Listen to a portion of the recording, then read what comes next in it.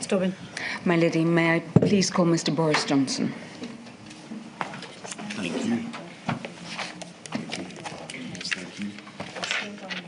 I swear by Almighty God The evidence I shall give that the evidence I shall give shall be the truth, shall be the truth, the whole truth, and nothing but the truth. Thank you for coming back to help us, Mr. Johnson. Absolute pleasure. Can I ask you please to give the inquiry your full name? Yes, I'm Boris Johnson. Mr. Johnson, you ought to have before you a statement that bears the number INQ 000588008. Yes, thank you. Can you confirm that the contents of that statement are true to the best of your knowledge and belief? Yes. And I think, Mr. Johnson, it's right that this was your fifth witness statement for the inquiry. Yes. Is that correct? I think so, yes. I want to start, if I may, by asking you about events near to the start of the outset of the pandemic, please. It was the evidence of Sir John Coles to this inquiry that when he read the witness statement of Sir Gavin Williamson about the preparation for school closures prior to the 18th of March, that he almost fell off his chair. What was your reaction to reading Sir Gavin Williamson's statement about that? Well, I've got every respect for Sir John Coles and his views. I read Gavin's statement with interest. Was there any particular aspect of his statement that you wanted to raise? Perhaps let me develop this and explore it a bit further. What, in essence, Sir Gavin Williamson was saying, and I hope that this is a fair summary of his evidence, is that he didn't seek assessment of the impact of school closures, and nor did he seek to develop planning for mass school closures because, and these were the words he used in his oral evidence, the steer I was hearing from, whether it was in Cabinet or anything else, was to keep things open, not about closing things. And he went on to confirm what he had said in his statement. And let me read it to you. The position across the whole of government in February was largely monitoring the situation, and there was no suggestion that the Department for Education should prepare a plan or a policy for mass school closures. It was very much a case of the whole of government waiting for Number 10 and Cabinet Office to give a lead and clear direction. Well, I'm not sure I agree with the idea that there was no planning for school closures, because if you look at the sequence from February onwards, it's clear that SAGE is talking about the possibility, the Cabinet is discussing it in March, certainly. I remember the subject coming up repeatedly. And then if you look at the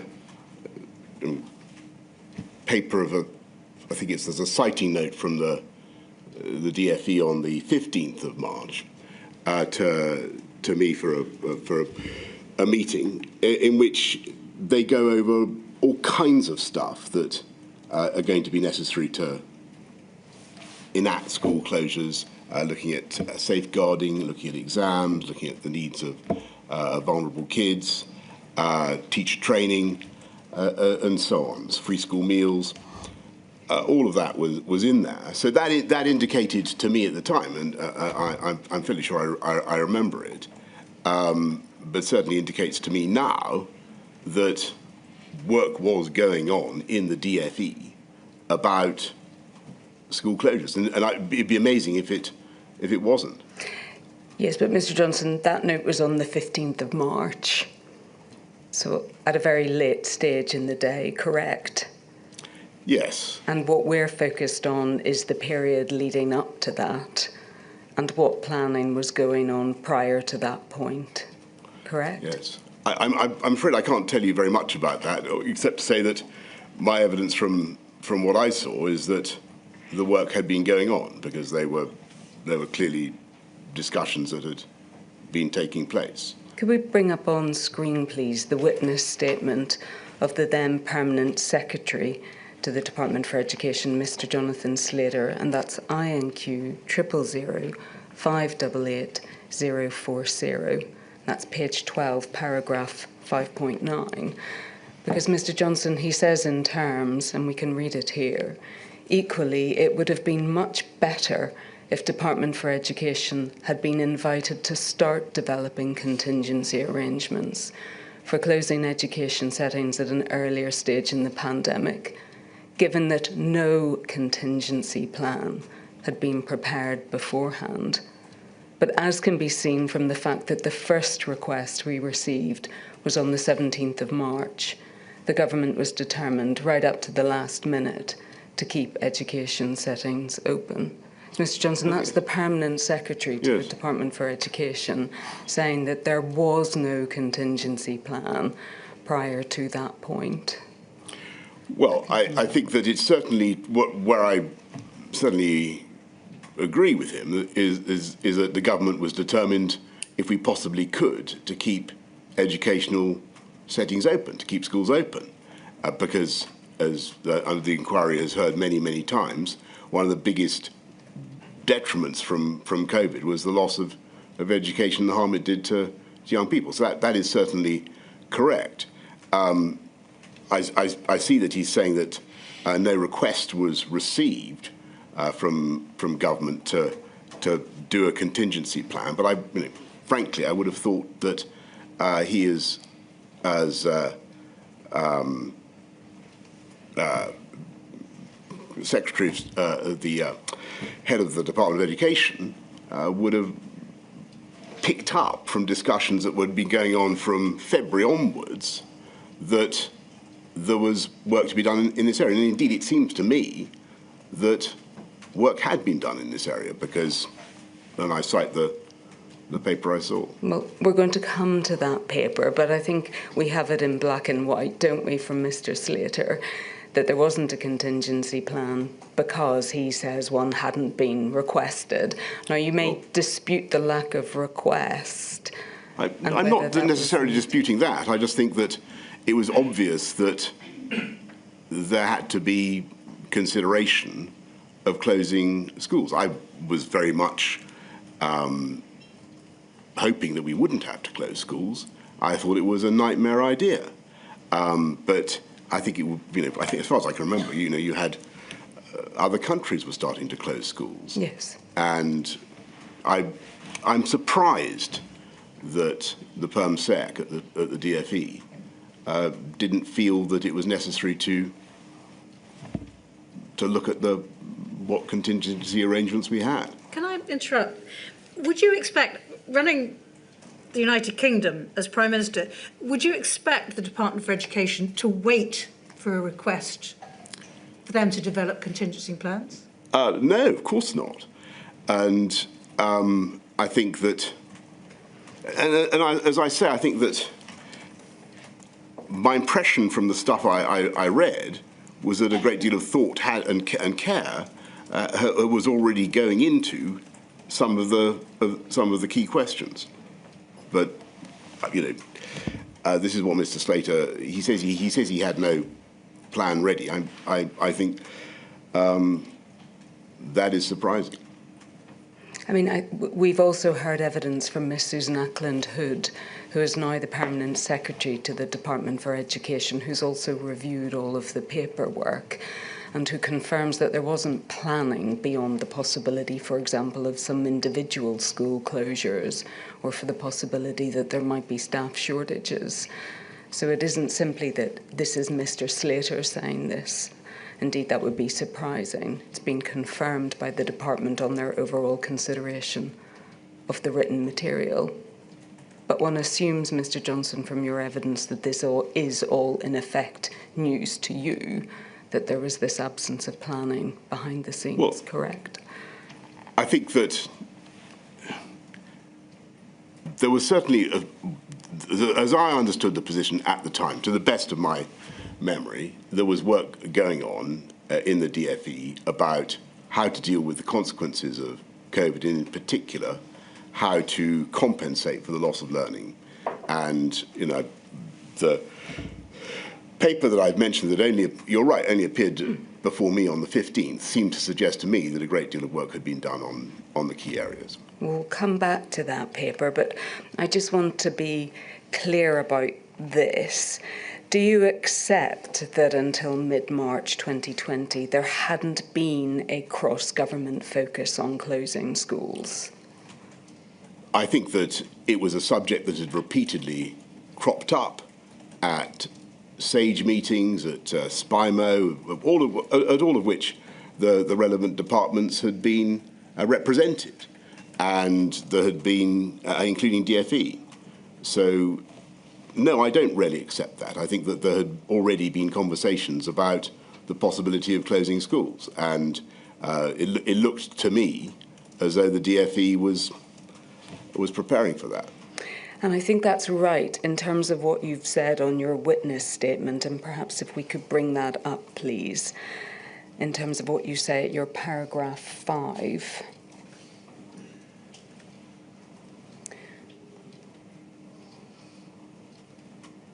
And I think it's suggested from this, Mr. Johnson, that what you're confirming here is that by the 10th of February 2020, it was already apparent or patent that school closures might be necessary as part of your response to the pandemic. Yes, though the documents that I've looked at recently, and the SPIMO and the SAGE papers, and I seem to remember this also from the time. And one of the difficulties is my memory is now contaminated by what I've recently read. What they seem to suggest is that early on, the advice on school closures from the scientists was it was not not necessarily a particularly effective tool of controlling the pandemic, certainly not on its own, and that clearly changed as we got closer to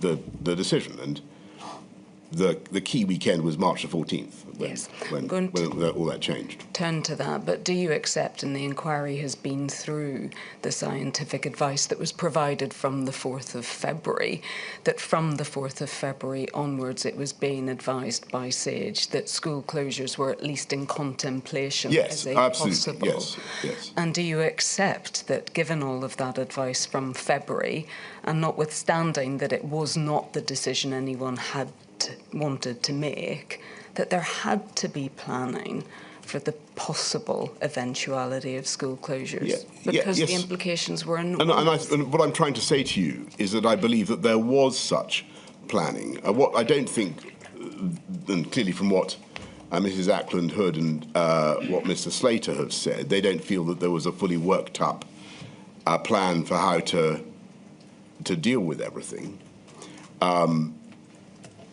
I can't tell you now why that was the case, but I can offer at the time, don't forget that we didn't know the effect this disease had on kids.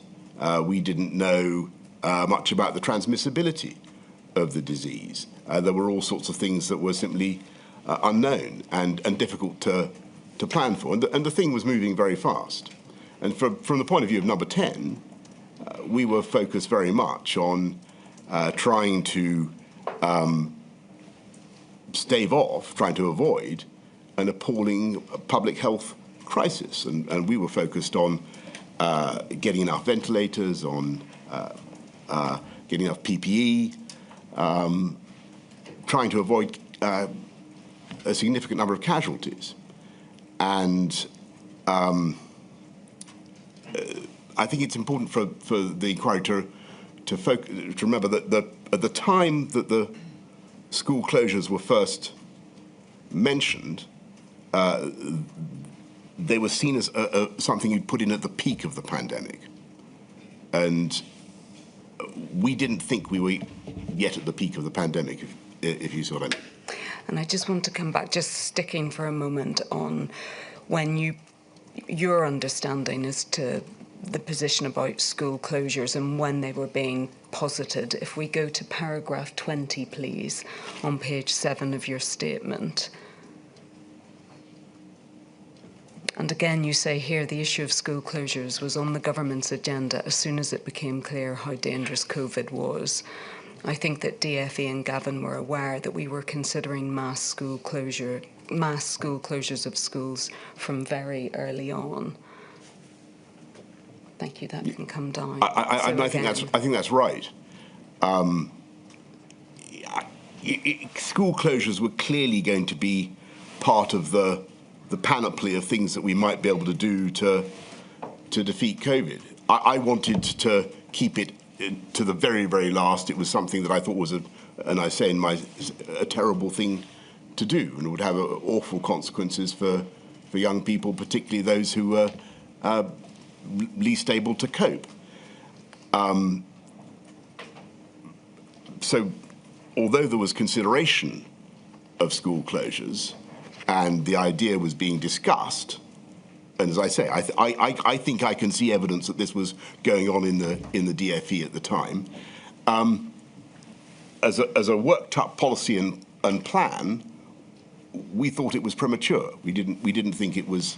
I didn't think it was something we were going to have to implement as fast as we did, if at all. We'll come to the timing of it, but just staying with the potential the implications of school closures. You say at paragraph 21 of your statement that you knew when you made the decision to close schools on the 18th of March that the consequences would be devastating for all children, but worse for vulnerable children, correct? Yes. And I think if we can go to the document that you've mentioned, this document of the 15th of March.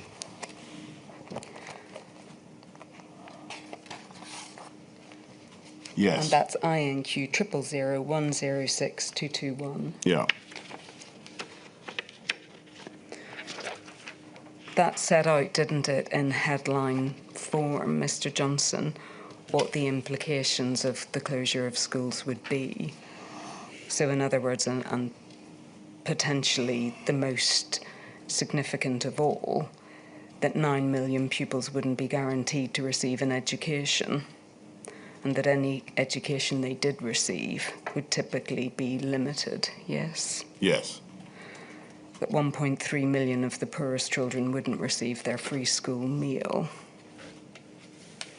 That remote learning would not work for all. That schools' ability to provide it was hugely variable, and many children didn't have access to the relevant kit, and many children didn't live in adequate home circumstances or environments, and didn't have Wi-Fi. And if we drop down perhaps to the last bullet, that vulnerable children are much safer in school than out, and here pointing to the 400,000 children who had a social worker who might be at risk, and it says here from inadequate parenting, witnessing domestic violence, particularly if families are also facing the pressure of imposed isolation. Yeah. And presumably, Mr. Johnson, you appreciated too that below that threshold of children who had a social worker, there were many other children who would be at risk as well. Absolutely. Thank you, that can come down. And do you accept that the consequences for children were so grave and so far-reaching of school closures that they were the responsibility of all of government, that it wasn't just a Department for Education responsibility? Of course. And I should say that I take, because I was saying, but as I said, told this inquiry before, I take full responsibility for all the decisions that we took, and all mistakes that were made were mistakes that I am accountable for and take responsibility for. And insofar as we got things wrong, then of course I apologise for that, and as I've done before to this inquiry. I remain very proud, of course, of a lot of things that I think the teachers, the schools did to cope with this unbelievably difficult set of circumstances. And I think that, on the whole, they acquitted themselves outstandingly well. Just focusing on that, on the events of the 15th, 16th and 17th of March.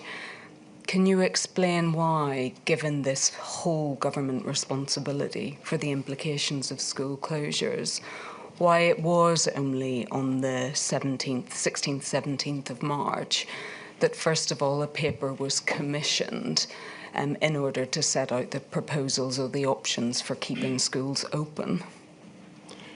I think that you've got to go back to the problem that we had of timing. And I think in my evidence to this inquiry earlier on, I pointed out that there'd been a great acceleration in the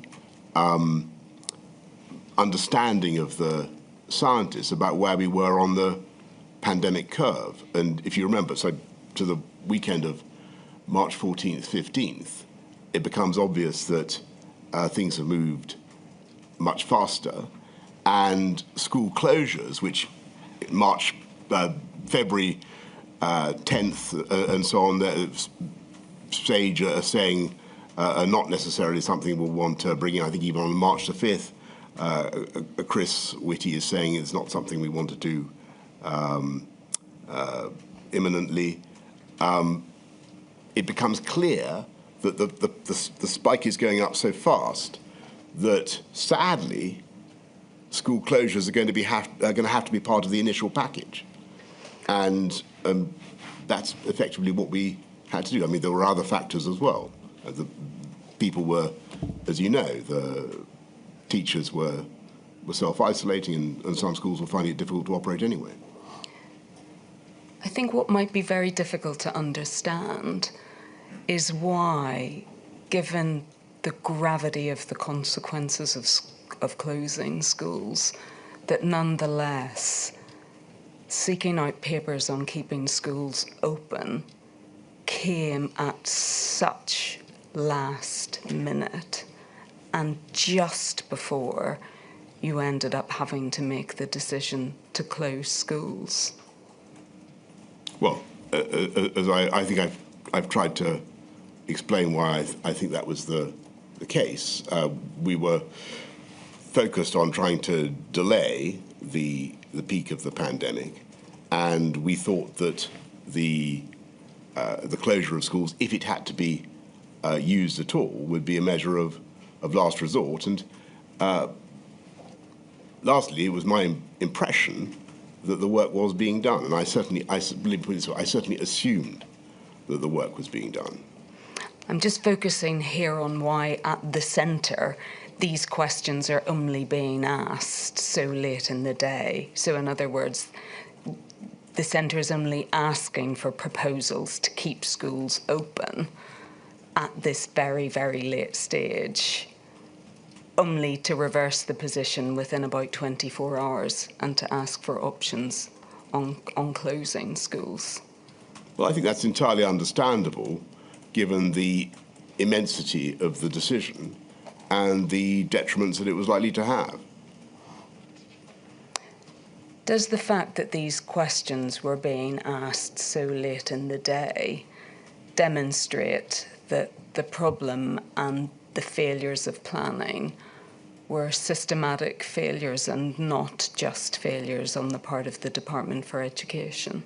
No, I don't.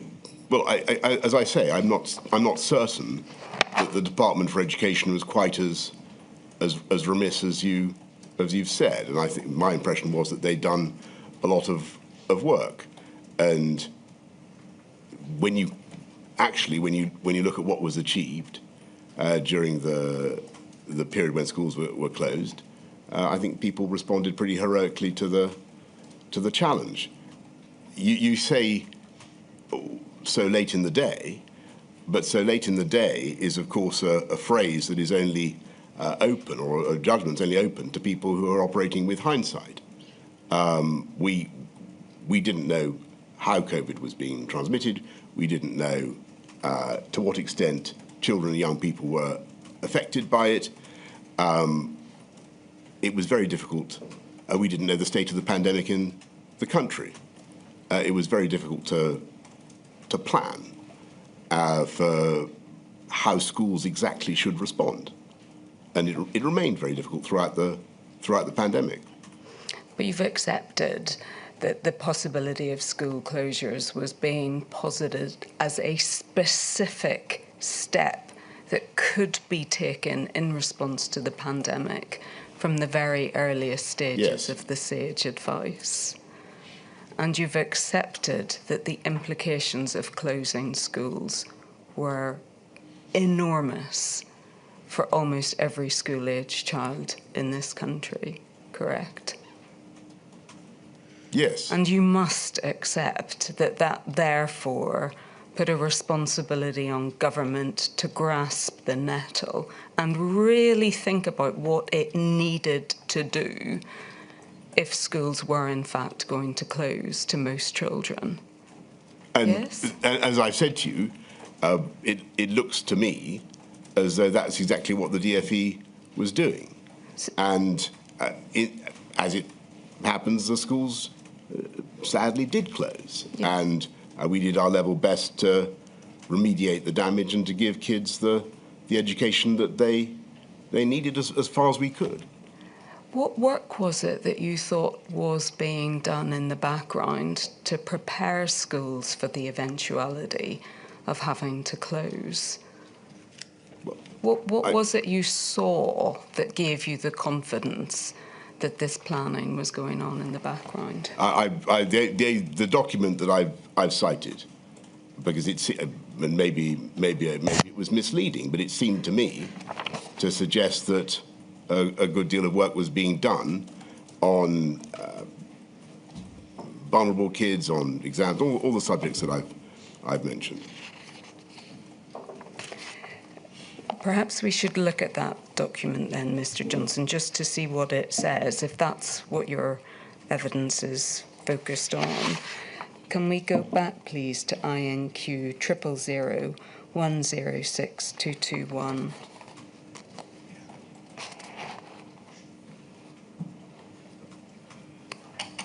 I think if we go, please, to page 3. It sets out, doesn't it, a summary of some of the DFE's current contingency planning. So it set out, I think, at the start that there is some scenarios for free school meals, correct? Yes. On remote learning, if we drop down, please. We intend this week to publish guidance on the steps that schools should now be taking. Correct? Yes. So you must have appreciated that prior to this point, there hadn't even been guidance sent to schools in order to assist them. I do, but I think also the inquiry would appreciate that we hadn't had a pandemic like this for a very long time. Yes. The eventuality of closing schools was one that we regarded with horror and one that we didn't think we would have to resort to until the peak of the pandemic. Well, I think, Mr. Johnson, that's understood that closing schools would be a terrible decision, but it was because the consequences were so profound that it needed to be properly planned for, yes?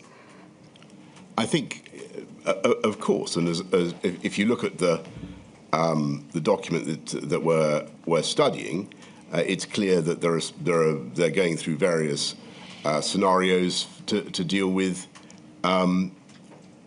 most of the problems that you can think of. They've got 3 scenarios being developed for exams within Ofqual. They're publishing guidance on remote learning. It seems to me that yes, I mean, I would accept that the reality was slow to dawn on government generally about the full horror of COVID, but that's something that we've been around many times. I think and you can see it in the way the scientific advice changes throughout the year. So they move from saying, put these measures on during the peak of the pandemic to saying go hard, go early. And there's a clear difference in approach. Mr. Johnson, I'm just going to stay on this document for a moment to look at the last of the implications, which is that of vulnerable children. Can you remind me of the date, Mr. Lee? Yes, it's the 15th of March. Thank you. And as we can see there, in respect of vulnerable children and childcare, this paper doesn't deal with it, Mr. Johnson.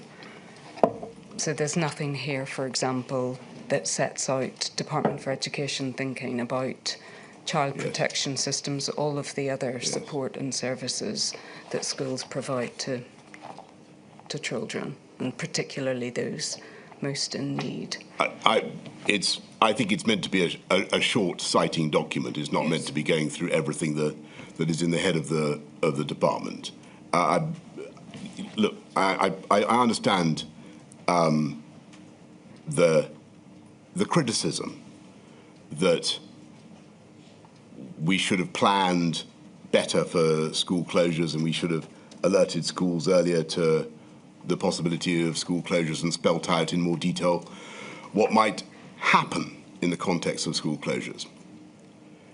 All I can say to you is that is to imagine a much greater state of knowledge about COVID and what was likely to happen than we actually had at the time, and in particular a greater state of knowledge about the speed with which the disease was progressing. And I go back to the. I mean, yes, I think it's a fair point that this document itself doesn't look like a fully worked up plan for school closures, but it seems to me that the department was doing the work. All right. Well, Mr. Johnson, we were looking at that document so that the inquiry could understand what it was that gave you confidence about Department for Education planning. But I think you're clear that this is the sole basis for that confidence, correct? Well, there were plenty of other meetings and discussions in which DFE officials were involved when it was obvious, as you've said, that school closures were coming down the agenda. And it was always obvious to me that this was going to be one of the things we would have to consider. I'm going to move on, if I may, to ask about the 16th and 17th of March, and specifically the evidence that was given by Sir Gavin Williamson in his witness statement, which you've seen and which he confirmed in oral evidence, that there was this discombobulating sea change, to which I've already alluded to, between the 16th and 17th of March, whereby the government's direction went from keeping schools open to overnight to keeping schools closed. Do you agree with his evidence that it was a discombobulating sea change? Well, obviously I can't speak for Gavin about how he felt about it, but my impression was that everybody understood that school closures was part of the toolkit that we might sadly have to use, and we were being forced by events and by the spread of the disease to deploy that solution much earlier than we wanted, and indeed against our will, just by the spread of the disease. So I'm afraid the reality of COVID just meant that we had to get the R down below 1, and school closures represent, though not a very significant measure in themselves, they can help to get the R down below 1 at critical moments, and we had no choice. Yes, so I think, Mr. Johnson, is your evidence that it wasn't a sea change, it was simply a speeding up of that which was going to happen in any event? I mean, I'm not saying that it was necessarily going to happen in any event, but because things might have turned out differently, but they didn't. What it certainly was the result of a gradual and then accelerating progression in the disease, which is familiar to anybody who looks at one of those curves. Thank you. Sir John Cole said of Sir Gavin Williamson's evidence about school closures that he thought that it was an extraordinary dereliction of duty. So he was referring again to the lack of planning for school closures.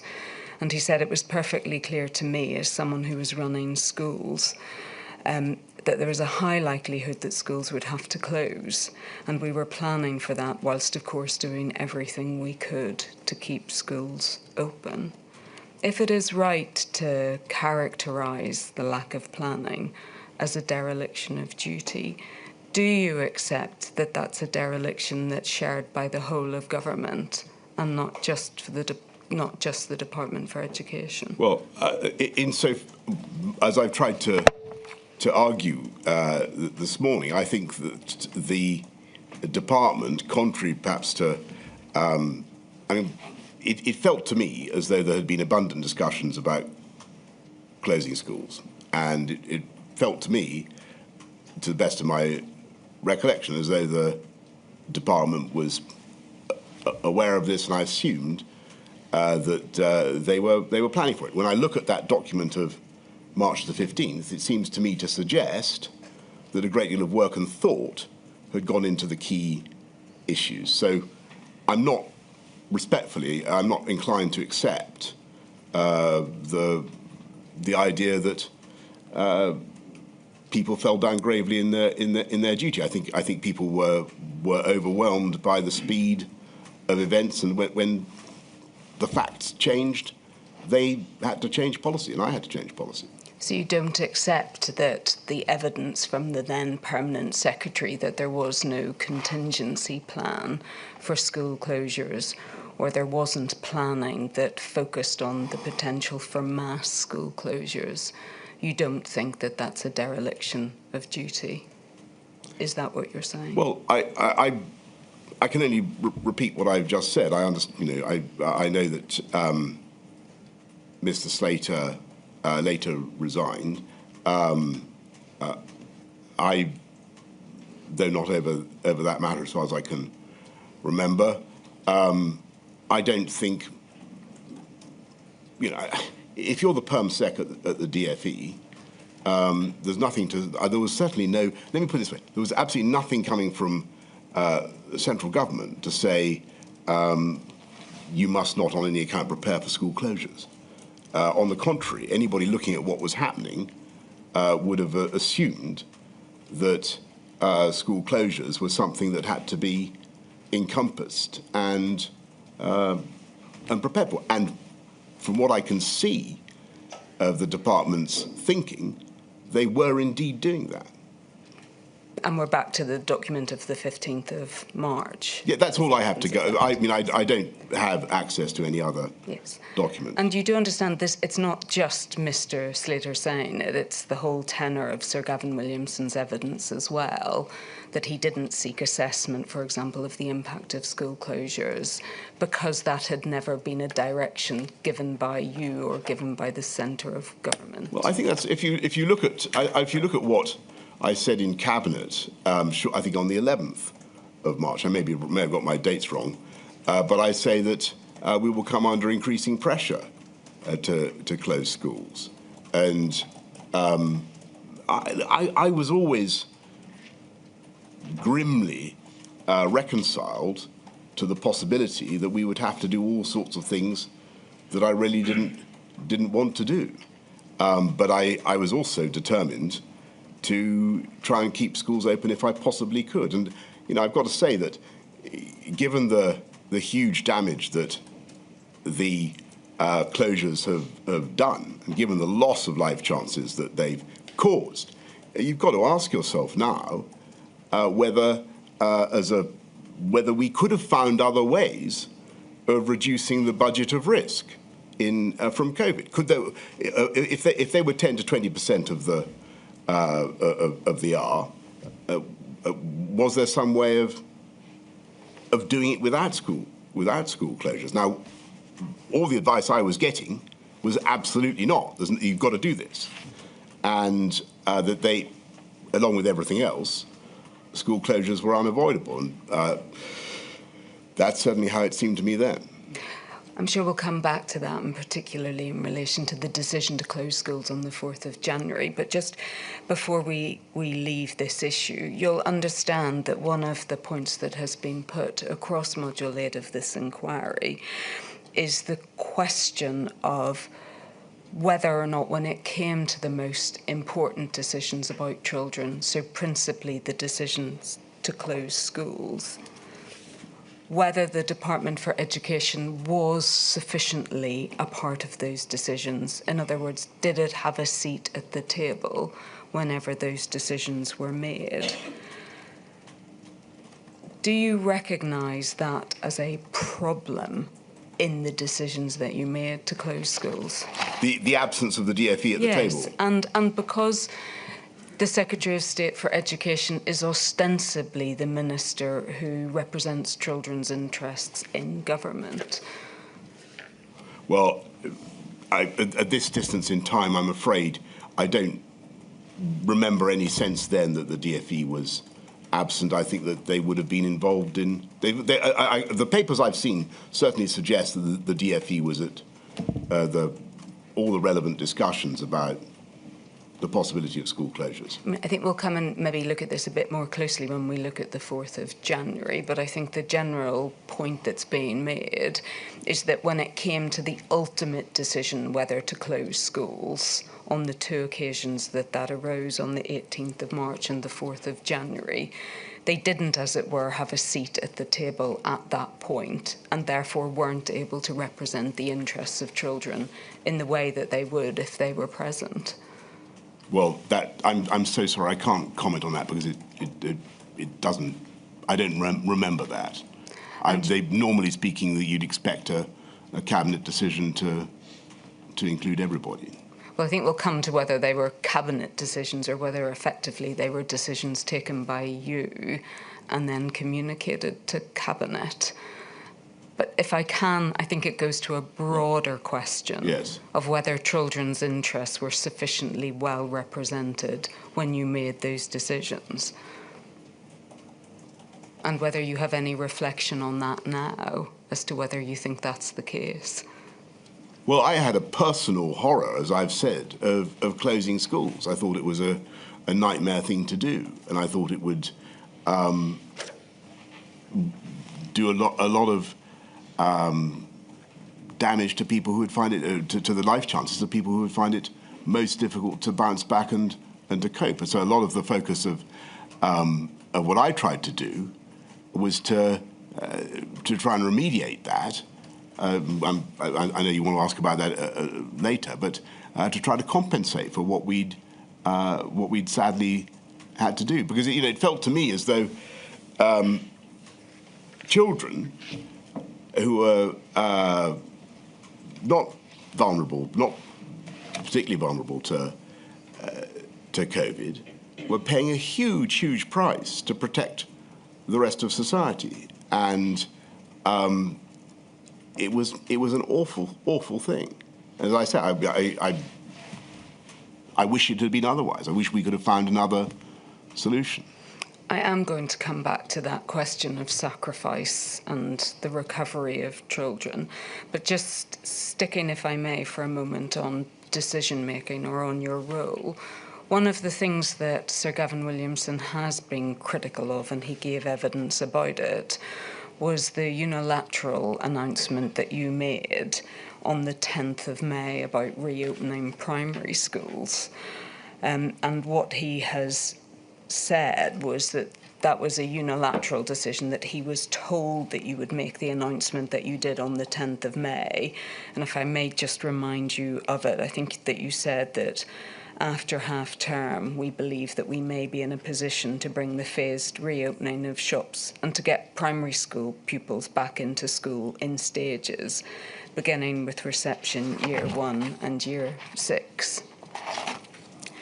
And Sir Gavin Williamson's criticism is that effectively he had been in negotiations and discussions with schools prior to that point, and that there was a delicate, and I'm summarising his evidence, that a delicate position was reached and there was understanding on the part of schools about who would return, i.e. it would just be those few year groups, and that effectively by your actions you damaged the work that he had done with schools and you undermined trust, because in making that statement you were promising something that you knew couldn't be delivered. That's the criticism he makes of you. Right. Do you accept that? Well, I'm afraid I don't remember the details of that. Though it seems a bit paradoxical to be criticised both for wanting to close schools and for wanting to get them open. I would say that it was right, given where we were, in May. We'd been through a lot. It was clear that the R was coming down. We were going to be in a position to go through the stages of the roadmap to open up the country a bit, if not entirely. And I thought it was right to go ahead with getting kids back into school. And we did it to some extent. I think there were only some classes got back in. I think it was but I think it was totally the right thing to do, given the position we were at in the pandemic, and given the detriment that kids had already suffered. I think by that stage, from my memory, it had become a bit controversial as to whether schools were safe, and there was a certain amount of politics about this. And I think that the unions, I may be doing them a disservice, and forgive me if I am, but I think that there was a certain amount of chuntering about whether or not it was wise to get kids back into school. I thought that the evidence was that it was safe and they should go back. I don't think Sir Gavin Williamson's criticism of you was your ambition to have all schools back. I think his criticism of you was that you undermined trust in the Department for Education, because you made that announcement unilaterally. It didn't reflect the agreement or the position he had reached with school leaders, and that you undermined confidence because you promised something that you knew at that point in time couldn't be delivered. Right. It couldn't be delivered. What was that? That because of the requirements of social distancing, this is what Gavin Williamson has said, that because of the requirements of social distancing, that what you were saying, in other words, flagging to parents and families that all children could go back, wasn't something that could be achieved, and you knew that. Forgive me, but my memory of it is that we only got certain classes back. Yes, but you had announced on the 10th of May, that's his criticism, that, and I put it to you, you said, we believe we may be in a position to begin the phased reopening of shops and get primary schools back into schools in stages, beginning with reception year 1 and year 6. But that seems to me what we did. You certainly got those years back. His criticism of you is the appearance that was given at that time that it would be possible to get all school children back, beginning with those years. Just listening to what you've just read out, with great respect, sounds to me eerily like what we did and what Gavin had been negotiating with the teachers and the unions. So I'm not quite certain what this...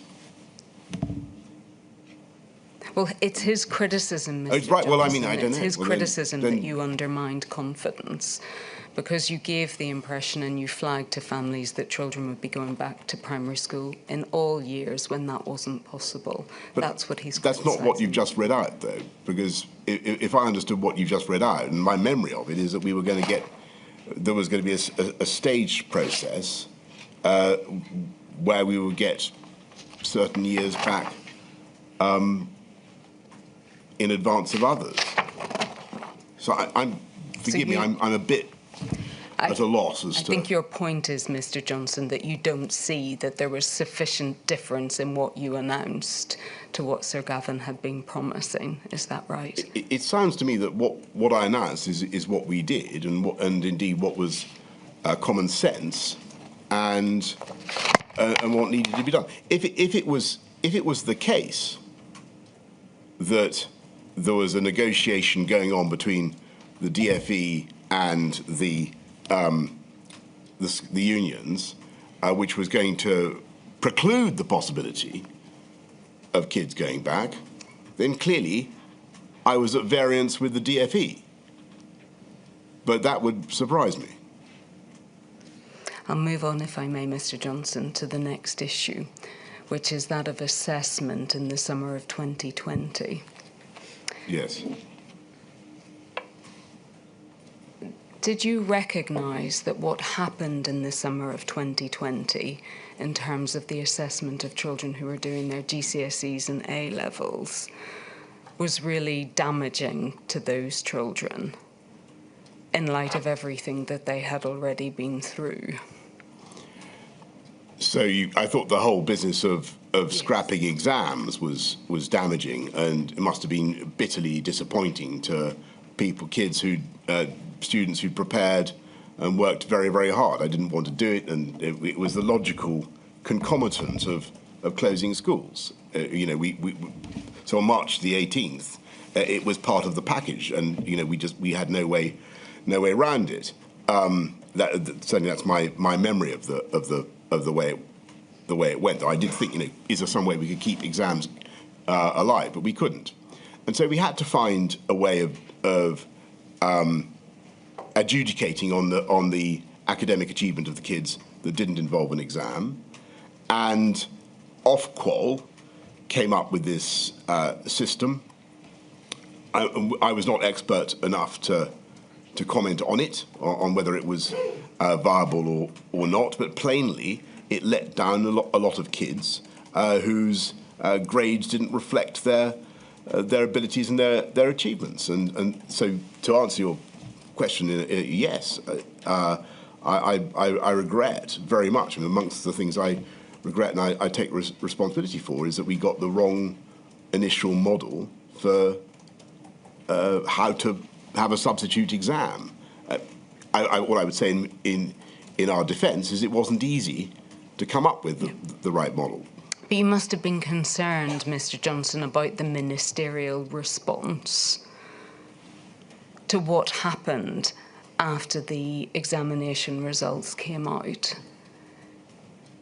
Go on. Were you concerned, for example, that the Scottish exams came out a period of time beforehand, and that, for example, Sir Gavin Williamson hadn't used that period of time in order to, for example, develop a strategy or an understanding about what would happen when the results came out in England?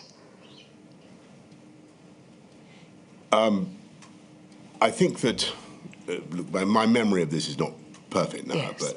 But I think it became obvious to us that the algorithm had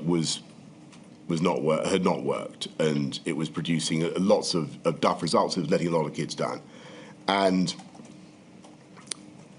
my advice to the department, to Gavin, was just to find I said, whatever you can do that's fair to kids, we've got to go with that. In the end, the only solution was to scrap it and go back to centrally assessed grades. And I think that was, so to answer your question, I think that was the right response. But were you not concerned about everything that happened in between that point in time? In other words, the Scottish results came out. There were a series of U-turns, weren't there, on the part of Sir Gavin Williamson before the final decision was reached, that there would be that there would be the use of centrally assessed grades, correct? Well, I think that the decision to go back to centrally assessed grades is on August the 17th from my memory, which is not that long after the results have started to come out, I don't think. So I think there was a period, there was certainly, everybody can remember it, though, clearly it's a long time ago now, but it was a period in which a lot of young people, a lot of kids were feeling very disheartened by getting grades that they didn't feel they deserved. And it was clear from looking at the data and from looking at what their teachers had been saying about them, that they were probably right. And so we had to fix it. But I'm not certain how long the interval was between us realising that and deciding to scrap it and go with the CAG. The whole thing was a disaster, wasn't it? I certainly think that if you mean was COVID a disaster, yes, and was the whole was the loss of education a disaster? Yes. Was the loss of exams a disaster? Yes. Was the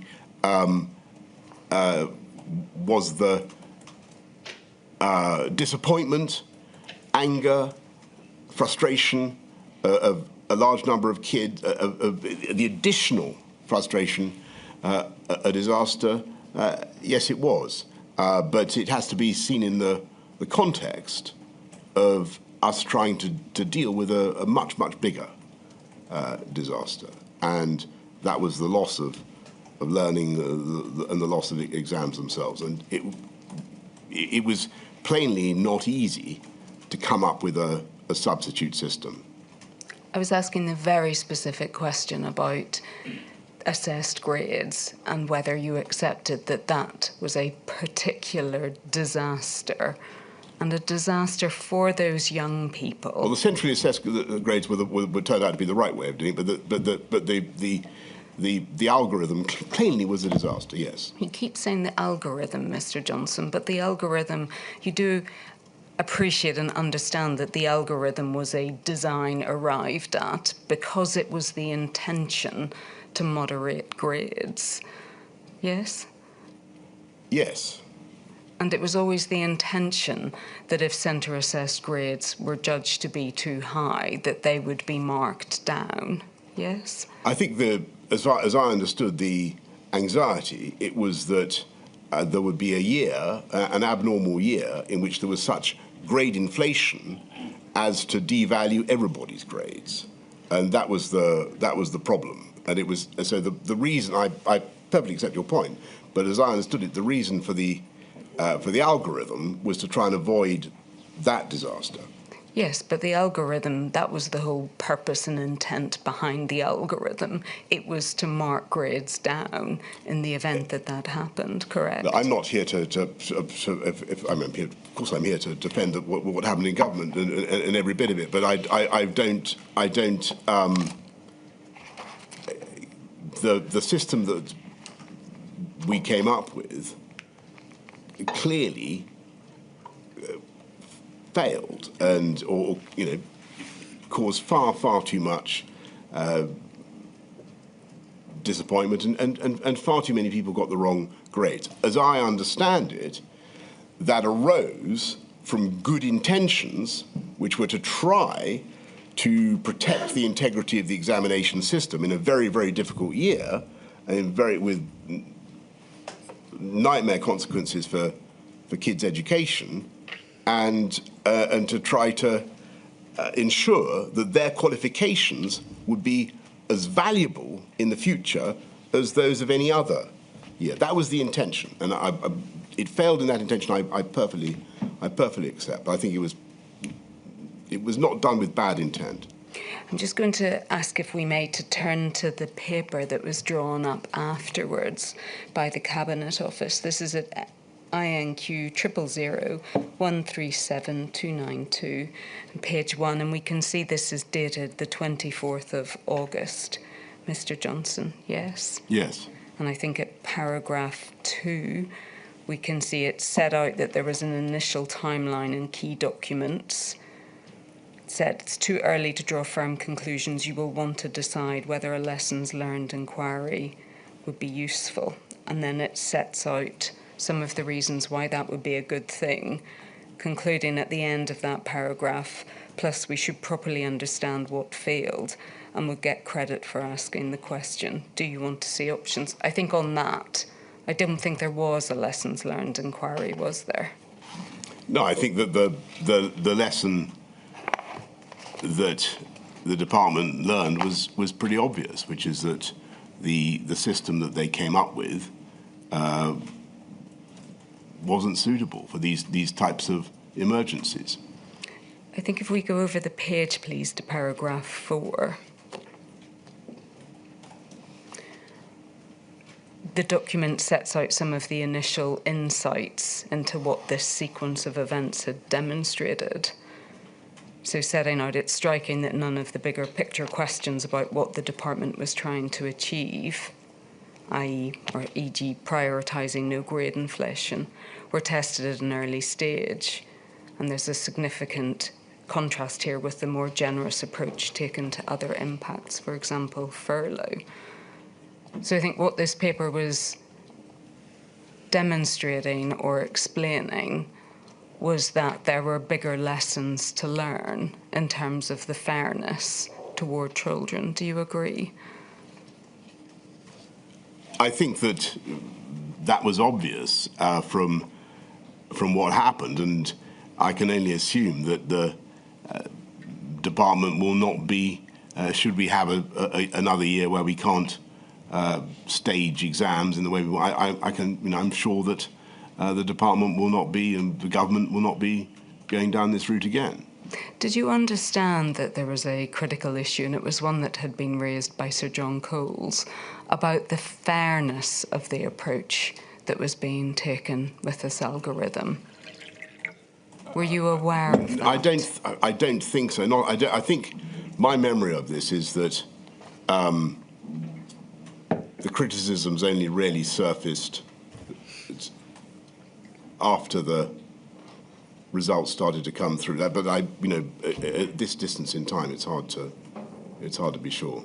So you may not have known that Sir John Coles saw Sir Gavin Williamson, had a meeting with him in order to explain what he thought was unfair about the approach that was taken. I'm so sorry. I don't remember that. But in terms of what this paper was setting out, that it took the department a long time to accept the scale of the challenge and the impact of the pandemic and the potential problems it would cause for these students. Yes, do you accept that's what this paper is explaining? I certainly think that the impact of the pandemic was very severe, and it was a nightmare for the departments to understand exactly how they were going to respond, and particularly when it came to exams. I think that Gavin were doing their best with a particular solution that was designed to prevent grade inflation. That was one objective that they had in mind. In so doing, unfortunately, they caused all sorts of other problems, and the approach had to be reversed. And it sets out, doesn't it, at the third bullet, many of the issues with the algorithm were known about and could have been corrected in advance of results day. Well, and then going on down a bit, the reasons why they were not are likely to include the department not owning this problem enough, the relationship between the department and Ofqual as independent regulator, the failure of the centre to hold the department and Ofqual to account, and the lack of technical scrutiny of the Ofqual model. It seems to me that the department has got abundant explanation for the problems of the model it chose. When you, in the aftermath of all of this, and given the consequences that this whole assessment issue had for children, you did realise, didn't you, and you did think that this raised question marks about the whole leadership of the Department for Education, that is right, isn't it? I certainly thought that the public outcry, the level of disappointment, pain on the part of individual candidates was awful, and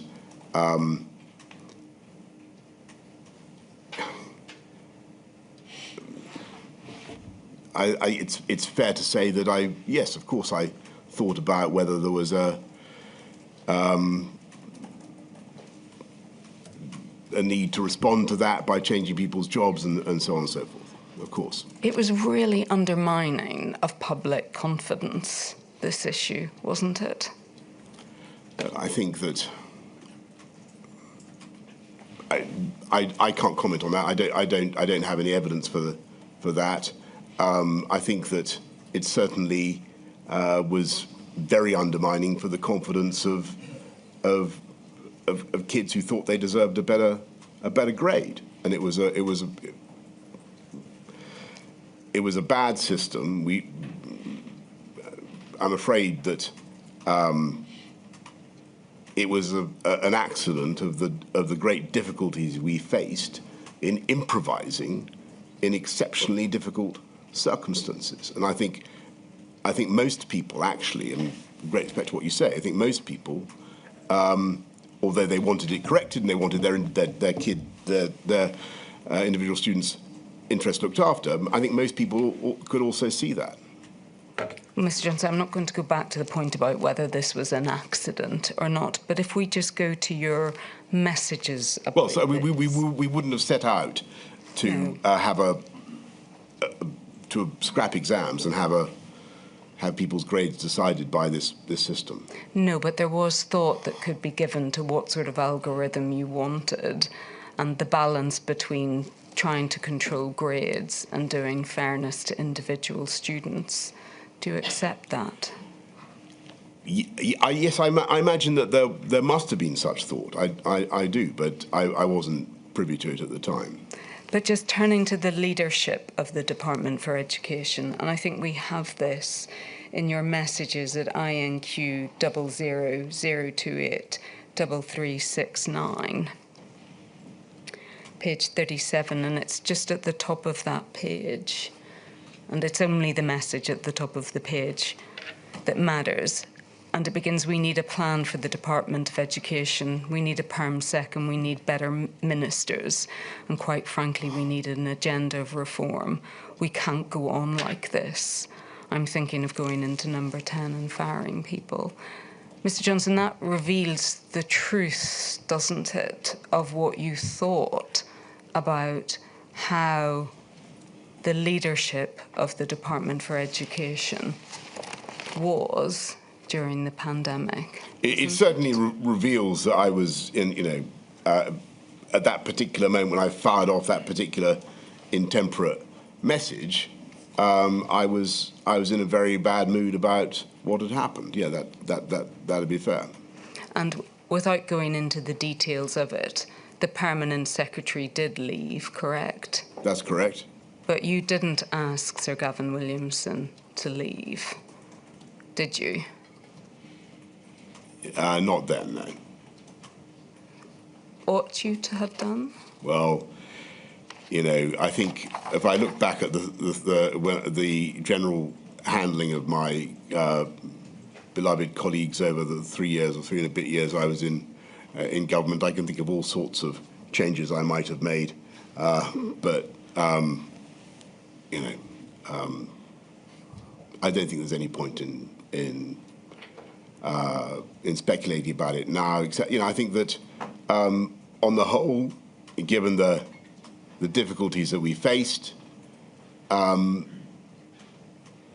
think that the department under Gavin did a pretty heroic job in trying to cope with COVID, and that was my judgment. After this happened, did you speak to young people or address them directly in order to express any regret about what had happened? I'm so sorry. I'm sure I was interviewed about the matter repeatedly, but I cannot now remember what I said. But I'm sure I would have expressed the regret and contrition that I feel now. I mean, it was not a good system. We should not have put it through. We should have spotted it faster. I mean, I think that your criticisms are valid, all I would say is that, you know, you try coming up with a system to give a fair exam result for people when they can't sit exams. It's not easy, okay? That's all I would say. It's really the broader question, Mr. Johnson, and the point has been made by other witnesses in Module 8 that you didn't, for example, have press conferences where you took questions from children or spoke to children. And I think the point has been made that that's a good point. In distinction to other political leaders who did make that effort to speak directly to children, that you didn't. Well, that's if that's the case, then that's a criticism again that I must accept. I mean, I remember doing lots of press conferences with young people, but I think that was before COVID. Yeah, I've got to put my hands up. Maybe we should have done that. Is there a reason why not to, though, Mr. Johnson? I honestly, if I had to, I think we were trying to deal with a very difficult pandemic that was very dangerous for a lot of people in our country, and maybe I should have done as you suggest. I'm fairly certain that I spoke generally to everybody about my regret for what had happened. But no, I don't think I did a particular press conference for young people about it. That might have been a good thing to do. At around this period of time, and when I say that, I mean the period leading up to school closure, or sorry, to schools being reopened. Yes. So we're in and around the August of 2020. I don't think I need to bring you to this. It was a document that was put before Sir Gavin Williamson, but it seems that there was a deliberate tactical decision not to inform schools of the existence of a fallback plan when they were reopening.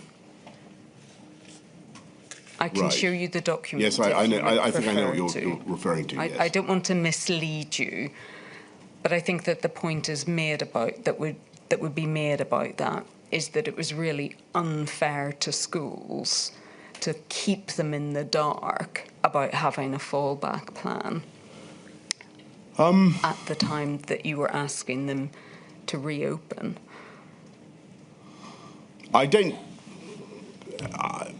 know. I think I can remember the document you're talking about. I don't think the intention was to keep them in the dark if it had genuinely seemed that we weren't going to be able to proceed with the roadmap and that they would have to reopen. And clearly, as soon as that had become obvious, we would have enlisted the whole sector, gone public, and got people going. I think that if you remember when the schools closed, there was a lot of fraying around the edges before the actual decision. And we've discussed already the difficulties of, you know, the period from May when we do the June the 1st partial reopenings. There was a lot of politics in all this. And my anxiety was just, I think, as far as we could, to keep it simple. And you know, until such time as we we're going to have to change tack, we should keep on the course we were on. My lady, is that an appropriate moment? Certainly, Mr. Johnson, remember we take regular breaks. By the sounds of it, you need to take some water as well. Thank you very much. Thank you. I shall return at 11:30. I promise you we will complete your evidence by lunchtime. Thank you. Thank you. All rise. Thank you.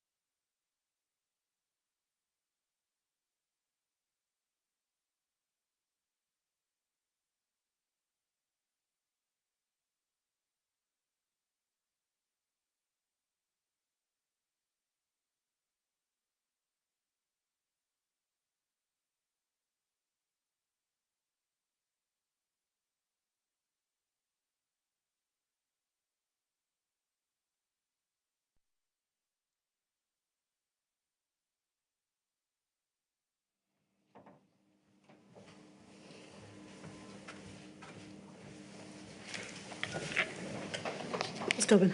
Thank you, my lady.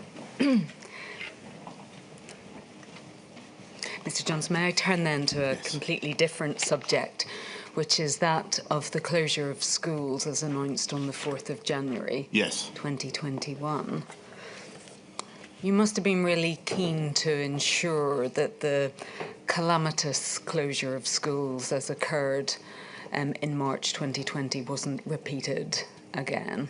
Would that be right? Absolutely. It was the last thing I wanted to do, of course. And Miss Susan Ackland Hood has given evidence that over the course of December, two things happened.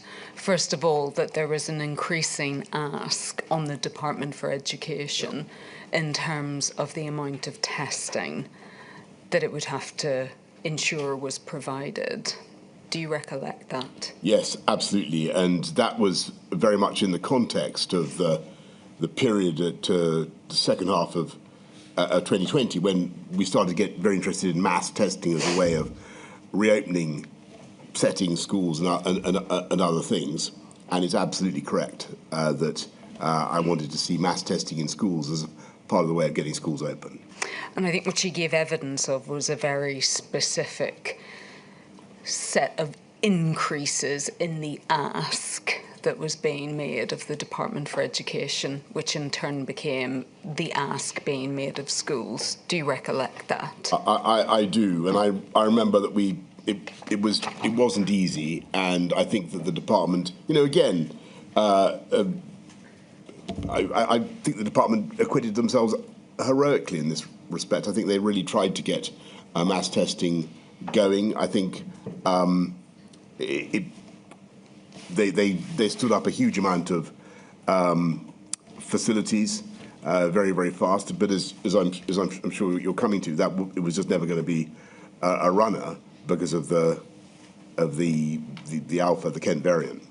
I'll turn to that. The other point that she made and developed in her evidence was that in terms of the manpower to provide the testing, that it became clear that that would also have to be provided, as it were, largely by the Department for Education, but in reality it would have to be provided by schools. Again, does that accord with your memory? It does, and I was conscious of the extra burden we were putting on teachers, and it's as you know, the way the schools work in this country, what the man and woman in Whitehall says doesn't necessarily follow everywhere, and it's a very complicated system. But on the whole, the schools did stand up a quite extraordinary amount of testing capability. So, Mr. Johnson, we've heard the Department for Education perspective on the events leading up to the 4th of January, and we've heard the perspective of Professor Sir Chris Whitty as well. I think it's important that the inquiry also hears your evidence about your perspective on it. But can I take you, and just to set the scene, to a document that we have at INQ 0009 1147.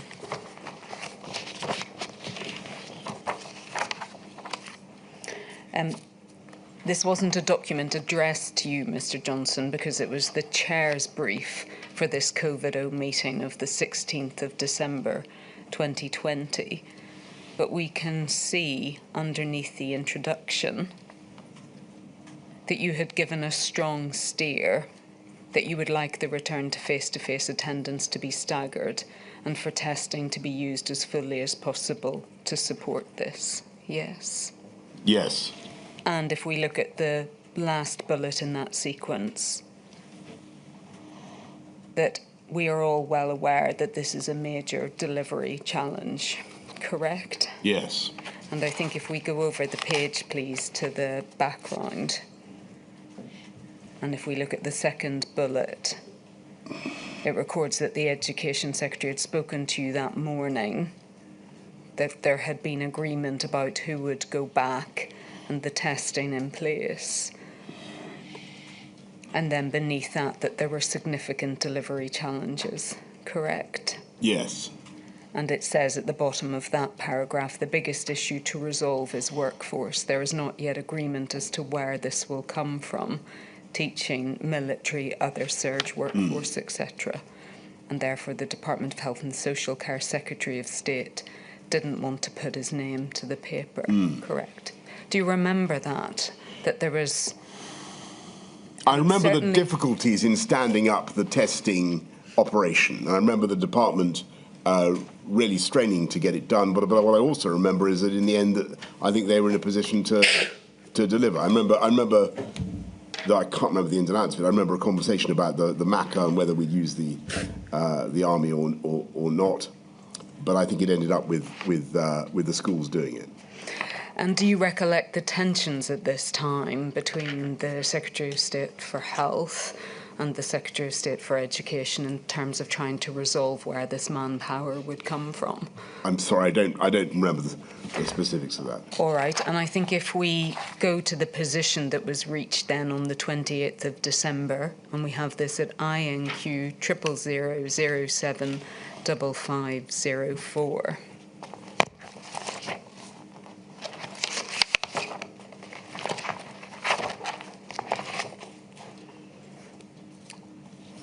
And again, Mr. Johnson, just to help with your memory of this, we can see that this is an email of the 28th of December. 28th, right. Yes, from a Miss Burns from number 10. And obviously by this stage it's very clear, isn't it, that the new variant was what was driving transmission, correct? Yes, that's right. I mean, the documents I've just looked at to refresh my memory suggested that really the penny sort of started to drop on the 22nd, but yes, I think it was very clear by the 28th. All right. And if we if we look at the second paragraph below those first set of bullets, that the Education Secretary had set out the social cost of closing schools. And then below that we see again the 4 bullets for getting schools back, yes? Yes.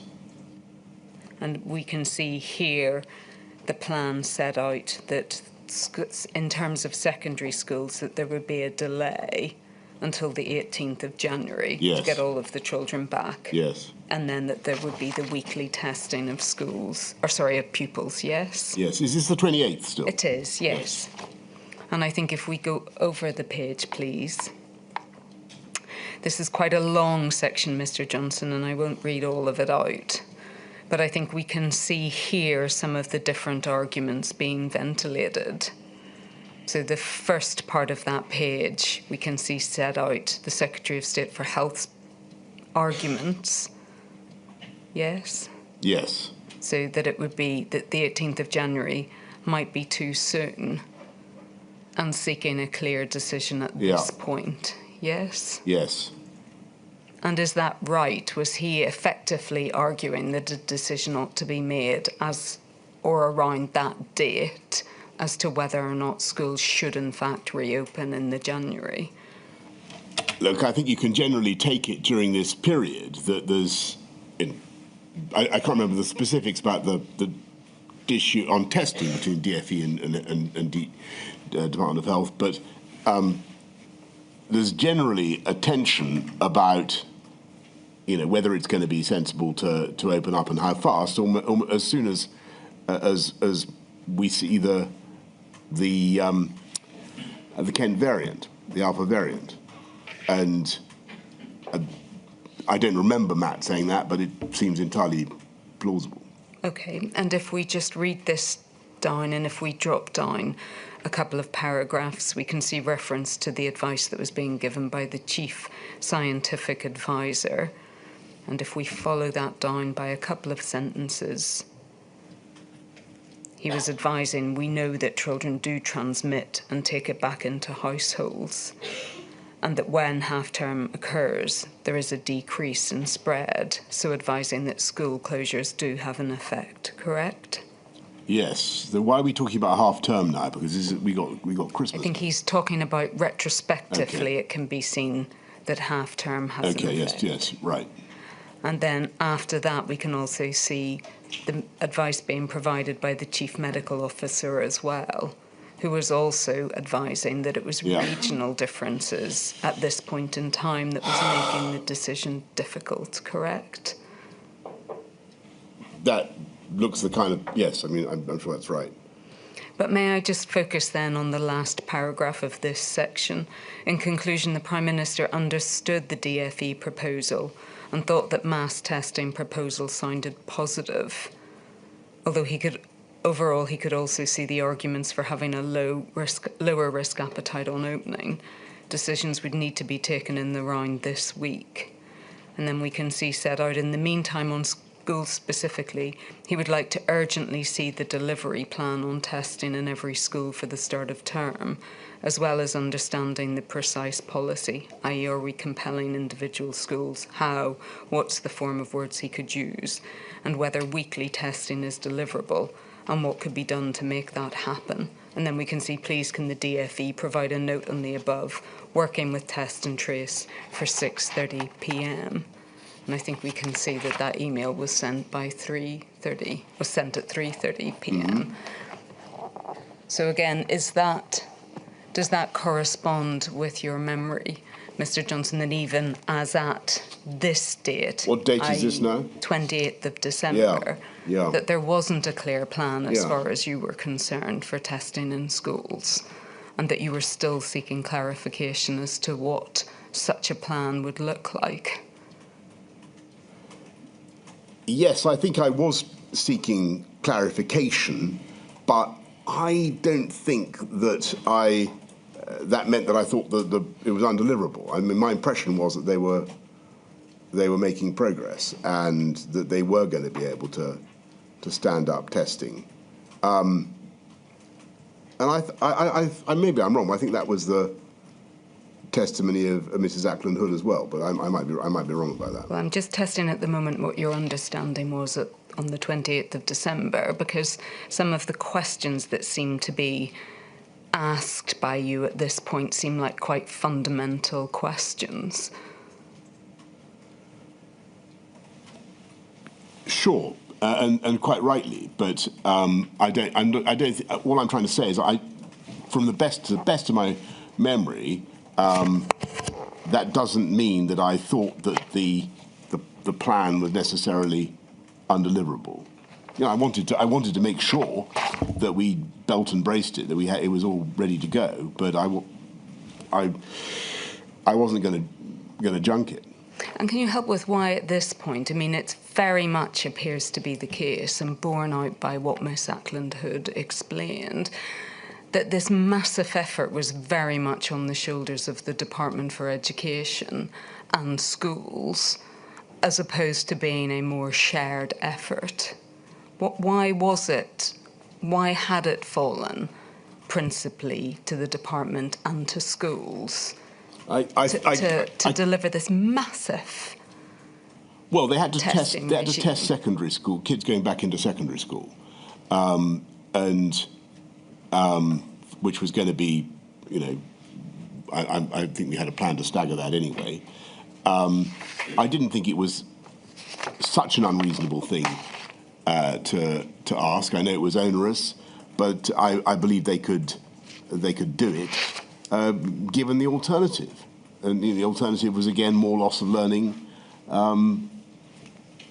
greater detriment to their pupils, about which they cared passionately, and as did we all. Yes, but Miss Ackland's evidence about that was that she felt they were asking something deeply unreasonable of schools. You know, in other words, the teachers were there to teach the children. They weren't there to implement a mass testing regime in secondary schools, although her evidence is that nonetheless schools rose to the challenge. I think they did. And I think, again, it's coming back to the point, Mr. Johnson, about the importance that was attached to this or not by government in terms of getting children back to school.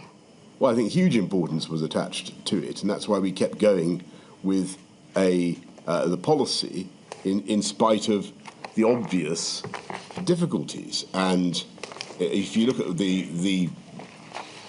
we were in an environment where the numbers of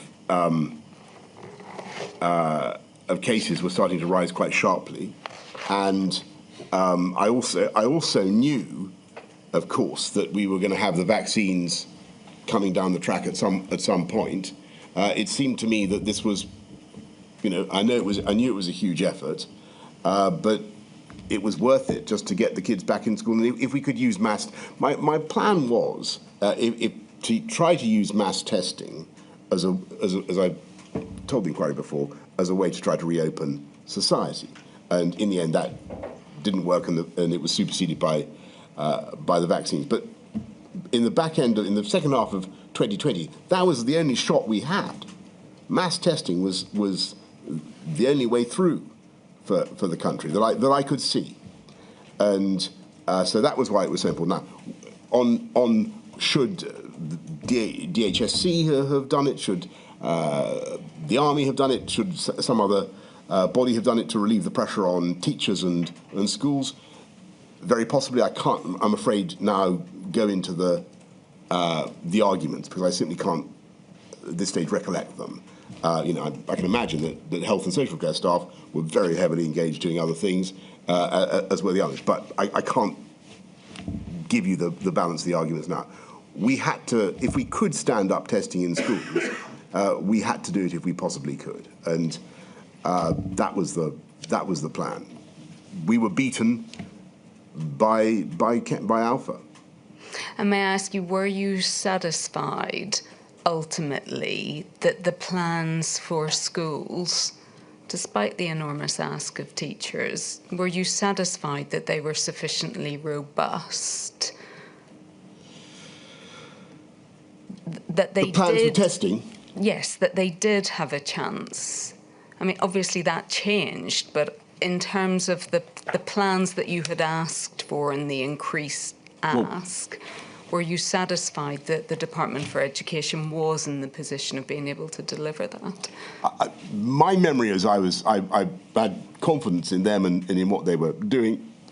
It's clear from those questions that I'm pushing them so that I'm going to be in a position to get, because the public will be extremely interested and concerned to hear about their kids being tested in school. They're going to want to know who's in charge, how it works, and all sorts of things. I need to know the details. So I think that's why I'm asking those questions. I'm going to have to explain it. Yes, but you're asking the really basic question of can we actually do weekly testing in schools? Yes, and I think the answer was yes, but it was tough. But many of the things that we faced in COVID were extremely tough. And was the position reached then once again that you were effectively overtaken by events? Because on the 30th of December, in fact, you had to start closing primary schools in different parts of England. It was an absolute, of all the really, really low moments it was terrible, that whole period, because, I could see the cavalry coming over the hill in the form of the vaccines. I thought mass testing offered a way forward, but it was clear that the January spike, I think, was bigger than the April spike of 2020, and that plan to open on January the 4th, staggered, was defeated by Alpha. Was it the worst of all worlds then that some primary schools around the country opened on the 4th of January only to have to close again that day because of the reversal of position? Yes, but it was, and I'm very sorry to them for their efforts that were in vain. The inquiry was asking, I'm sure you are, about were there other options we could have used then at any stage to reduce the R other than closing schools? Was that really the right tool to use? Looking back, honestly, I'm not certain, but at the time, it seemed like the only option. If the risk was, if we had another doubling, we would see a very serious number of fatalities, and then another doubling. And we had to get the R below 1. I think that's what people sometimes forget, why something, a relatively small thing like closing schools, it can take the speed out of the circulation and make all the difference. Otherwise, sorry. No, sorry, I was interrupting you. Sorry. Well, no, but otherwise, mathematically, it either doubles or halves. That I certainly follow. Mr. Johnson, can I ask, why was it that the decision had to wait, so that to close had to wait? So in other words, they opened, the primary schools opened 4th of January and then closed that night. Could the decision not have been taken earlier, that you were forced to close? I'm sure, look, with hindsight, my lady, of course it could have been taken earlier, and it would have looked better and have felt less bumpy to everybody had it been taken earlier. Of course, that's right. But at the time, it wasn't as obvious to me as it seems now. At the time, I was still very much divided and very, very keen, as indeed was Gavin Williamson, to see if we could keep going. Just turning to Sir Gavin Williamson, what he sets out in his witness statement, and perhaps we can just bring this up for ease. It's at INQ 000 588 024, please. Page 83. And paragraph 10.26. Just to highlight, Mr. Johnson, I think the point about how 11th hour this decision actually was. His evidence is that when he spoke to you on the morning of the 4th of January 2021, your message to him was about keeping schools open and doing everything to ensure that remained the position, and that he explained that something like 85% of schools had actually opened. So in other words, saying... looking at that, I can understand how a Secretary of State would feel frustrated. Of course, I totally understand that, and it was a very, very difficult situation, and we had to take decisions throughout the pandemic based on our best judgment of the way things were at the time, and that inevitably changed. And that was the day, sadly, when it became clear to me that we couldn't continue with a policy of opening the schools. Now, maybe it should have occurred to me, maybe I should have resolved that earlier in my mind, but that's easy to say with hindsight. I wondered if I possibly could to keep them open. If we just look, please, at what he says just after that, please, at paragraph 10.27, he says that he receives a phone call from Mr. Rosenfield at 12:30 that day to tell him that, in fact, schools would close. So I think, Mr. Johnson, to come full circle on the point that was made at the very start of your evidence, and this question of whether or not the Department for Education was at the table when some of these most significant decisions were made, I think we see here that they weren't at the table and that you told him that schools would close. That is right, isn't it? Yes, and that's absolutely right. And I think you're looking at the reality of the way things have to run in government, and particularly during a pandemic. Gavin rightly owned the interests of schools and young people. He had to promote that. I had the problem of trying to balance the interests of the entire country and every single potential COVID victim, and it was hellishly difficult. And of course, I think Gavin has said, I think my instincts were, my inclinations were very much the same as his, but in the end, we had to take the public health issue into account, and we had to put it first. I'm sorry, but we had to put it first. So if we just, in terms of going to the meeting where the decision was made, then we have that at INQ 000146739, please. And I think that we can see from the top of this that it's the 4th of January and it's the COVID-0 meeting. Is that right? It sounds right, yes. Yes. And we can see that those present are Sir Michael Gove, the Chancellor, and the Secretary of State for Health and Social Care, correct? Yes. And various officials. And I think that if we go over the page then, please, to page 4.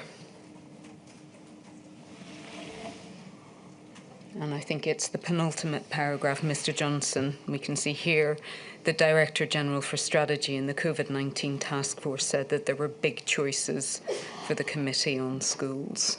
Yes, so returning to the question of whether schools should reopen after the 18th of January, yes? That's secondary schools, correct? Yeah. Yes. And I think as well, if we look in terms of the things that were discussed during that meeting, if we look at B, for example, so in discussion, sorry, it's page 5. It sets out all of the things that were discussed. And for example, we see at B, it was always better to surprise on the upside rather than the downside. Therefore, government should act quickly and robustly to close all schools. Further on down, there was mass flagrant abuse of the rules, and unless measures taken were even tougher than in March, they would not be taken seriously. Yes? Yes, I don't remember that particular intervention, but that does not surprise me at all. And then a few paragraphs down from this paragraph E, any intervention would only be successful if it succeeded in changing public behaviour, yes? Yes. And then the reference there underneath it, G, that deaths had increased by 25% within a week, yes? So the stark public health issue that you had to confront, correct? Correct. And then if we go over the page, please, to H, the suggestion that schools could resume face-to-face learning for all students at the end of January, from the February half term, or from the end of February, yes. Right. Yes. Yes. And I don't think we need to go through the whole of this document, but it is right, isn't it, that at the end of this meeting you then decided that you would close schools to all children once again, correct? Yes. Yes. I think that's right. This is the 4th of. Yes, it yes, is. Absolutely. Yes. And it obviously fits in with what Sir Gavin Williamson has said, that he spoke to you first thing in the morning when it was, your message was, yes, schools are staying open, full steam ahead, so to speak, only for him to be told a couple of hours later that that was no longer the case, yes? That's correct. And that this was the meeting that happened in between to change the direction of travel, yes? There I'm not certain, but it looks, fits there would be plenty of discussions going on throughout the day and people bringing me bits of information, but that could well be how it happened. Yes, I just can't remember. But I think, Mr. Johnson, from everything you've said, you didn't see any issue about taking this decision on the 4th of January without having the Department for Education at the table to speak to any of these issues about education or when schools might be able to reopen or any of the other issues that were relevant. If you look at so I'd spent the day in contact with Gavin, I think by our own account of this thing. This day, I'm talking to him in the morning. I'm well aware of his position. I'm well aware of his concerns, and we've been talking about it the whole time, continuously. And as I said, I shared his instincts and understood very much what his message was. There was no need for I didn't need to to hear him directly in my ear to understand what he would feel about this. But it was clear to me that because of Alpha, the balance of the argument had shifted, and I could have. I had no option. I had no option given the facts as they presented themselves that day. I felt I had no option but to close down and or to prevent the reopening of schools. Imagine the kind of factual. Imagine, well, you know, there's no need for me to go through it. Mr. Johnson, Sir Gavin Williamson has been very critical of the decisions to close schools on the 4th of January. And I understand why he feels as he does. And he's, you know, people are. He's a secretary. He was the Secretary of State for Education. He wanted to see kids in school, and that's entirely laudable. I mean, what he has said is that the decision was made, and I'm paraphrasing, but I hope accurately, that the decision was made not because it would have a significant impact on the infection rate, but more because the government had to be seen to be using all possible options to turn things around. Well, again, I respectfully disagree, because although the schools themselves might make up a small part of the budget of measures that you need to press the R, it can be critical. And the problem with bringing the schools back, as everybody knows, is that there's a delay because of when the virus starts circulating in schools. There's a delay between the kids contracting it and then passing it on, and then the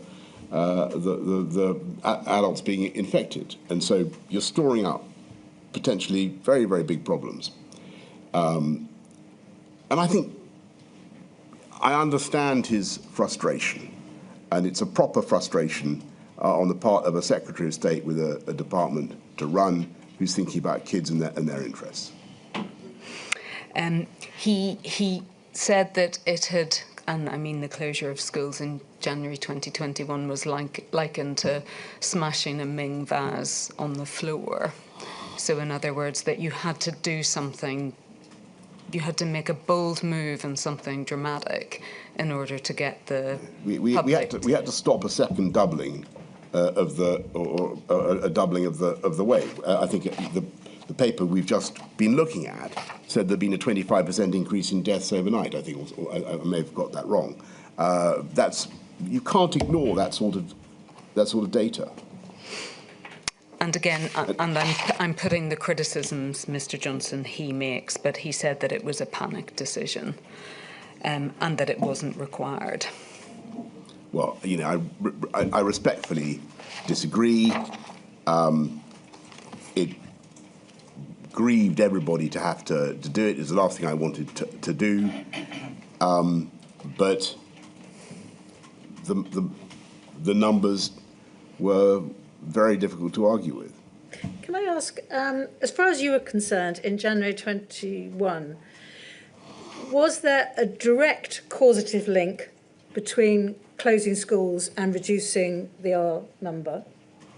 Or was it the effect of closing schools on the public messaging, which seemed to be what one of the papers... The Ming vase point? Yeah. No, I think it was... well, I mean, obviously it was both. But as I understood it, the schools alone could take about 10 or 20% out of the R.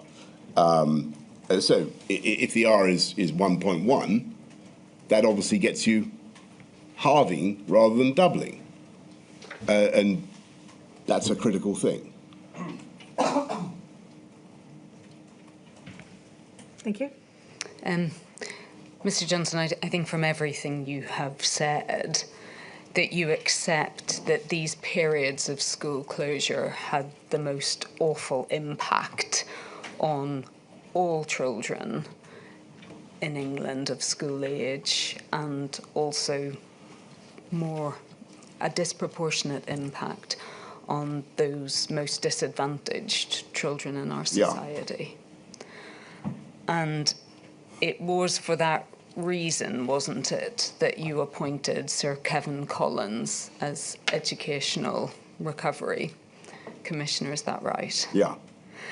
Just before we go on to his to your evidence about his appointment and his recovery plan, I just wanted to refer to an account that was given to the inquiry, and it's Every Story Matters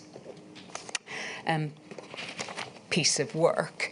And this was selected because, on the one hand, it's probably a story that isn't that out of the ordinary for many young people, but I read it. It's about the footballer. Yes. Yes. I'm just going to, maybe if we bring that up on screen, please.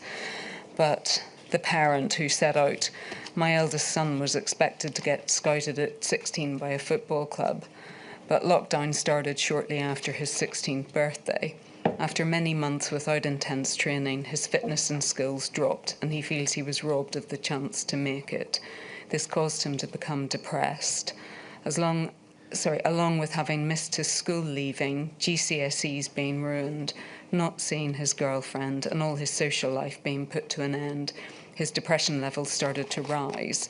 One evening in July 2020, I got a call from his friend's mum saying he was threatening to attempt suicide and had gone out at 2 a.m. to a wood. Thankfully, he had told his friend, who went out to find him, and we quickly sought mental health support privately.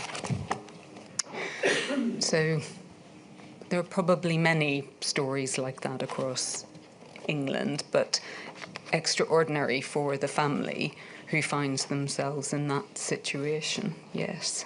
Terrible, yes. And the impacts, obviously, there were educational impacts, but the impacts went far, far beyond that, didn't they? They did, and it was one of the reasons, whether the main reason, why I was so deeply reluctant to go with school closures throughout the time, because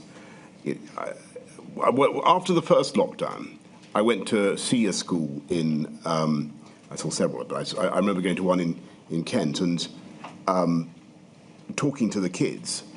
It was obvious that some had been fine, and some had been very far from fine. And I'd say the most had been fine, but a significant number of kids were very badly affected by this thing, and it was very difficult to remediate. And we did our best, as I've said out in my statement. Do you think the consequences proved to be worse than you anticipated?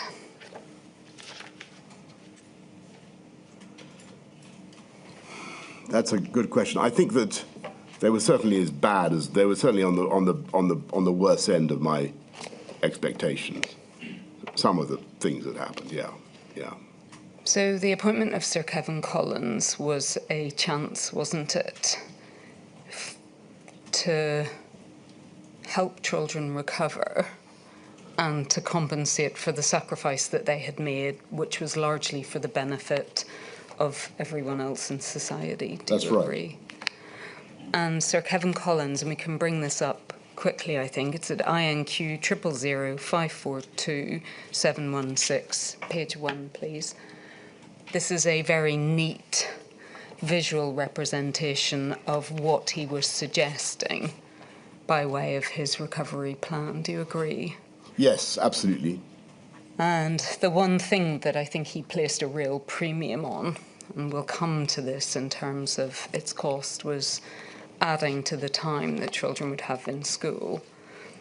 Thank you, that can come down. And one of the reasons he was keen that children have time in school was because it would afford the opportunity for other enrichment activities. Correct? Absolutely. It wasn't just getting kids back to school so that they can do maths. It was about all of the other activities that help children's development. And I think we see in Sir Kevin Collins' statement, and again, if we could bring this up briefly, please, INQ 000649897. And I think we can take it, please, from page 8 thank you, paragraph 3.13 and 3.14. He sets out in the course of this statement, Mr. Johnson, and I know you've seen it, about the contact he kept with you in order to be able to keep you updated with the plans that he had, correct? That's right. And do you accept that one of the reasons he did that was because effectively he wanted to keep you on board with them? Yes. And thank you, that can come down. And he sets that out. Sorry, if we could keep the statement up. He sets out from paragraph 3.23 onwards about the updating that he provided to you. It's 3.23. So he sets out here, I won't read through all of this, Mr. Johnson, but that he had sent you a note on the 26th of February, and where he had set out, he sets out here the amount of loss that school closures had produced, the economic loss. And if we could just carry on, please. At 3.24, he explains that he set out the pillars of his plan. Thank you. At 3.25, I think an endorsing note from you that you were pleased with his direction of travel. And then at 3.26 and 3.27, he explains that he also made clear the costs of his plans as well, correct? Yes. And I think importantly, for our purposes, he sets that out at 3.27. So in other words, on the 5th of March, Yes. he had provided the costings. And he explains, and again, we can take this from 3.39, please.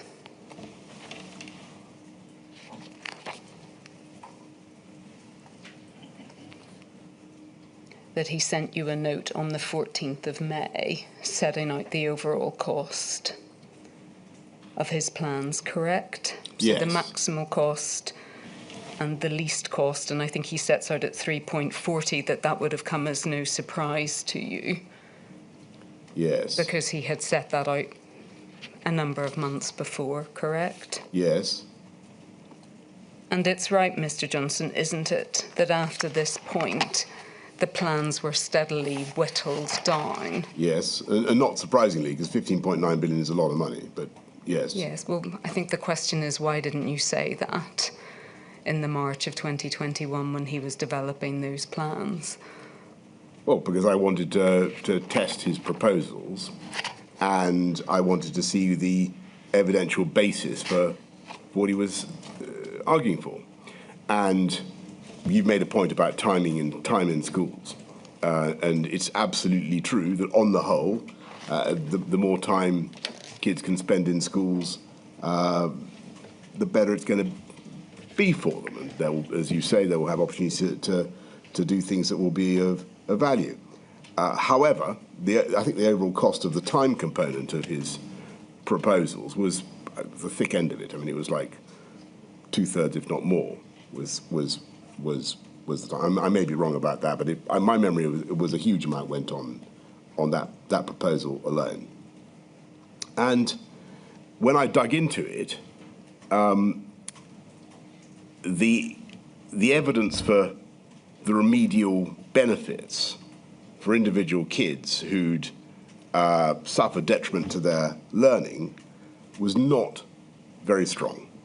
And that was the point that was put to me both by the department and by my officials. The department, sorry, forgive me. So I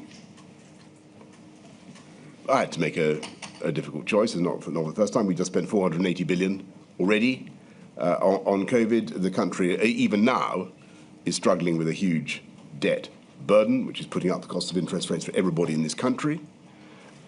Just to throw another 10 billion on something for which the evidential basis is not very strong is not something that you should normally be doing. There was a policy in Kevin's plan, and I'm grateful to him.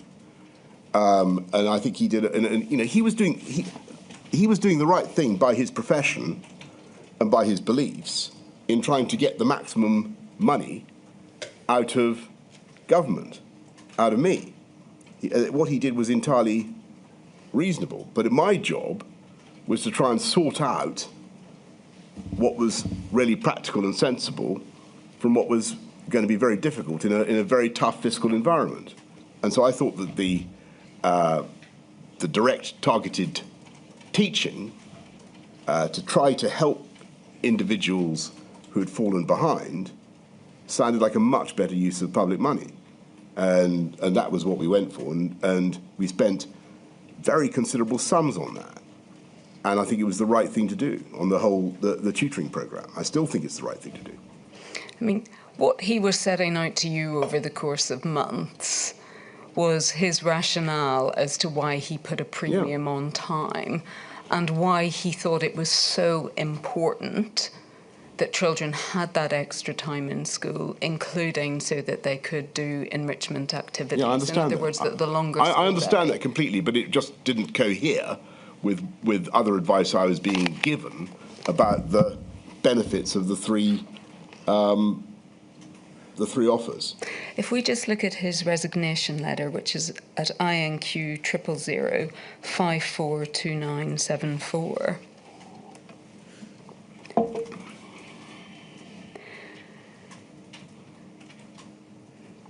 Because it's right, isn't it, Mr. Johnson, that when he saw how much the plans had been whittled down and the amount of proposed spending, that he felt his position was untenable, correct?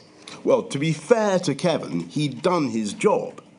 You might say his position was untenable, but he was functus officio, as they say. He'd done it. You know, he produced his report, and it was very, very good. But clearly, he was aiming very high. Well, he wasn't functus because he resigned, correct? And you had wanted him to stay on, hadn't you, and to endorse the plans? Well, that would have been great, but that would have been great. Yeah. So look, I mean, of course, I regret his resignation, but I mean, he'd done what I needed to do. He'd done a great deal of work, and I'm very grateful to him because he had looked genuinely and hard at how you could help kids who'd suffered from COVID. Now, I had to put that through our Minsa and work out what was really valuable and where we would end up. And the advice I was being given was that the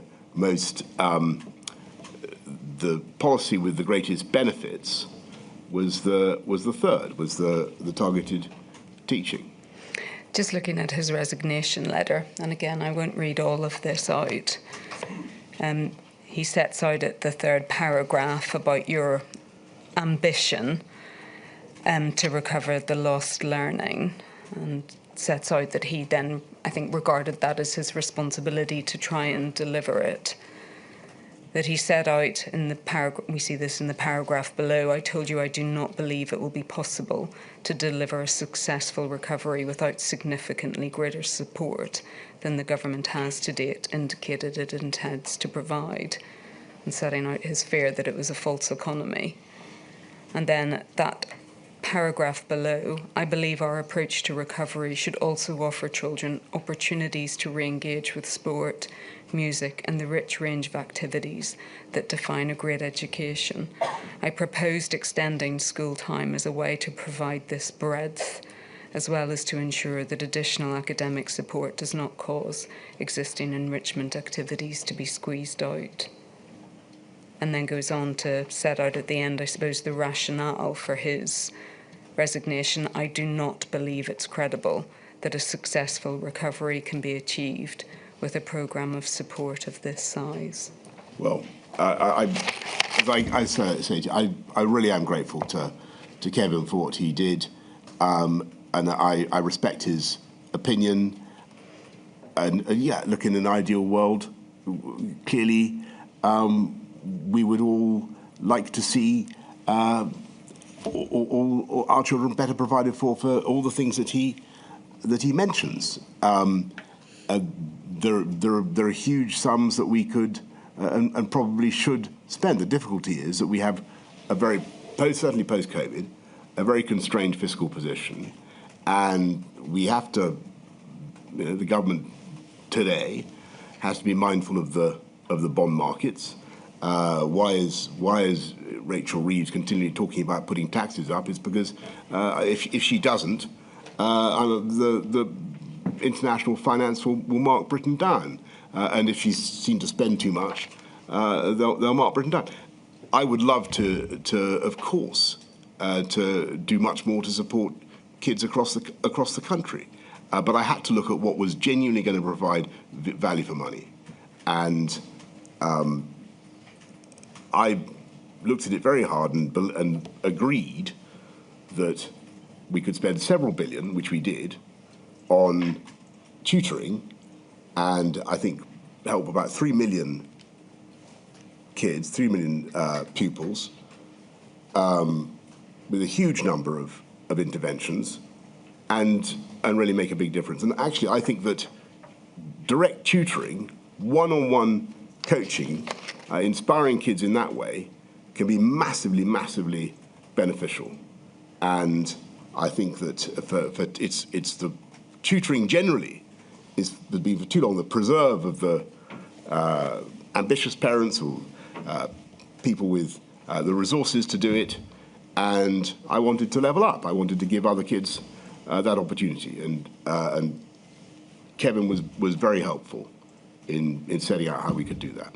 And do you accept that the package fell below what was required to really help children recover? Look, I see why he's saying that. I don't necessarily accept that. I think that circumstances were very difficult. We had to maximise taxpayer value and deliver the best we could for kids. Do you accept that you led Sir Kevin Collins on? Yes. Over a period of months? Yes, I did. Because I wanted him to produce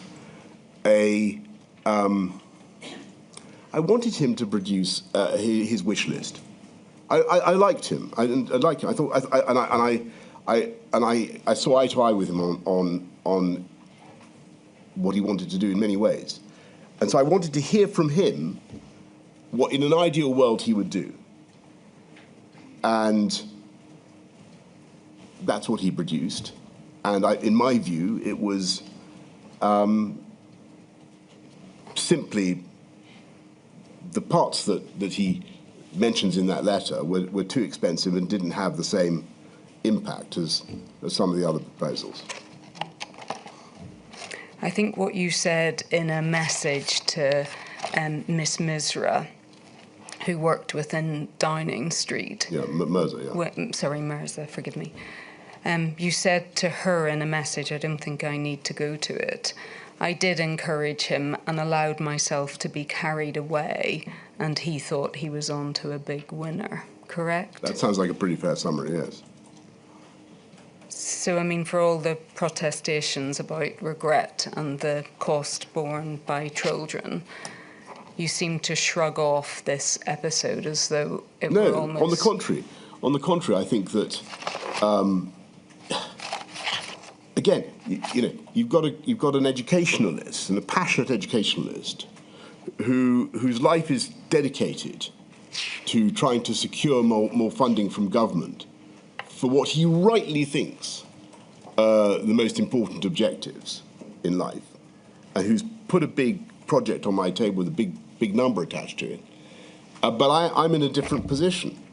I share his desire. But I'm limited by the position we're in, and also by the need to be mindful of taxpayer value, and frankly, to get for kids the best outcome. Because I think that, and maybe I'm wrong, but my impression was, talking to a lot of people, that the targeted teaching thing was a more effective way of helping than the timing.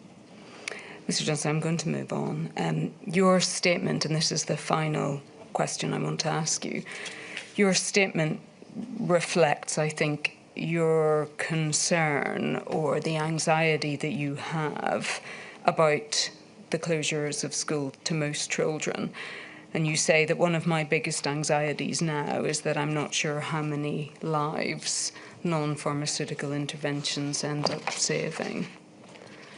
But reflecting on everything and in terms of the evidence that you've given today, it does seem clear that you thought that it was right to close schools to most children in March 2020 and in January 2021 because it would save lives. Is that right? I did, and I still do. Though I think what I would now say is, and I know the inquiry will want to think about future people who find themselves in the position I was in. Given the detriments, given the suffering, given the damage, was there another way of reducing the budget of risk? Was there another thing we could have done? Was there another shot we could have played? And I don't know the answer to that. Nor can I really be certain what would have happened if we'd gone with what Gavin and the DFE wanted on January the 4th, 2021, and kept going. What would really have happened? I can't know. None of us can know. But the predictions were really grim. My lady, those are my questions. Great. Thank you very much indeed, Ms. Sullivan. Ms. Hannett. Ms. Hannett's just there, Mr. Johnson. Thank you, my lady. Thank you. Mr. Johnson, I appear on behalf of Long COVID Kids and Long COVID Kids Scotland. In the summer of 2021, at the point of preparing for the lifting of restrictions, you were advised about paediatric long COVID. You were advised several times that the rates of long COVID in children would rise. I'm going to show you one example of that advice. It's a document dated the 7th of July, prepared by the Chancellor of the Duchy of Lancaster. If we could have that up on the screen, please. It's INQ 000607384. It's a document entitled Planning for Periods of High Prevalence. If we could go to page 3, please. Paragraph 6, Roman 1, letter D, long COVID in children. You'll see it says, children represent a large unvaccinated population. We can expect cases to rise rapidly in the group. By this point, so summer 2021, it's right that the government should have provided parents with the information it held about the accepted risk of paediatric long COVID. Instead, there was no formal announcement or advice by government given about this risk, either then or indeed at all.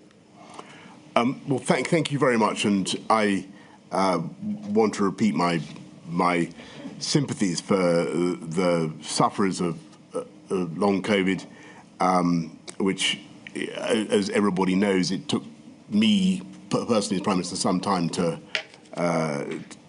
establish, and the facts about long COVID it took a while to be produced for me. And if we had this before, my lady, with the request I made for a paper on it.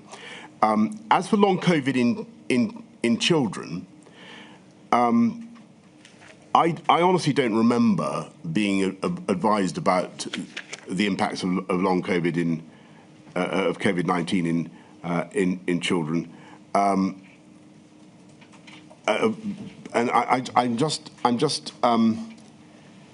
I just wonder whether this sentence, the long-term impacts of COVID-19 on children are largely known, but several reports point to the existence of long COVID in children. I'm confused by that sentence. I have to Can I put it this way, Mr. admit, Johnson? and I wonder whether it contains a mistake, because Mr. Johnson, you'll forgive me. I've got limited time. Can I just follow up in this way?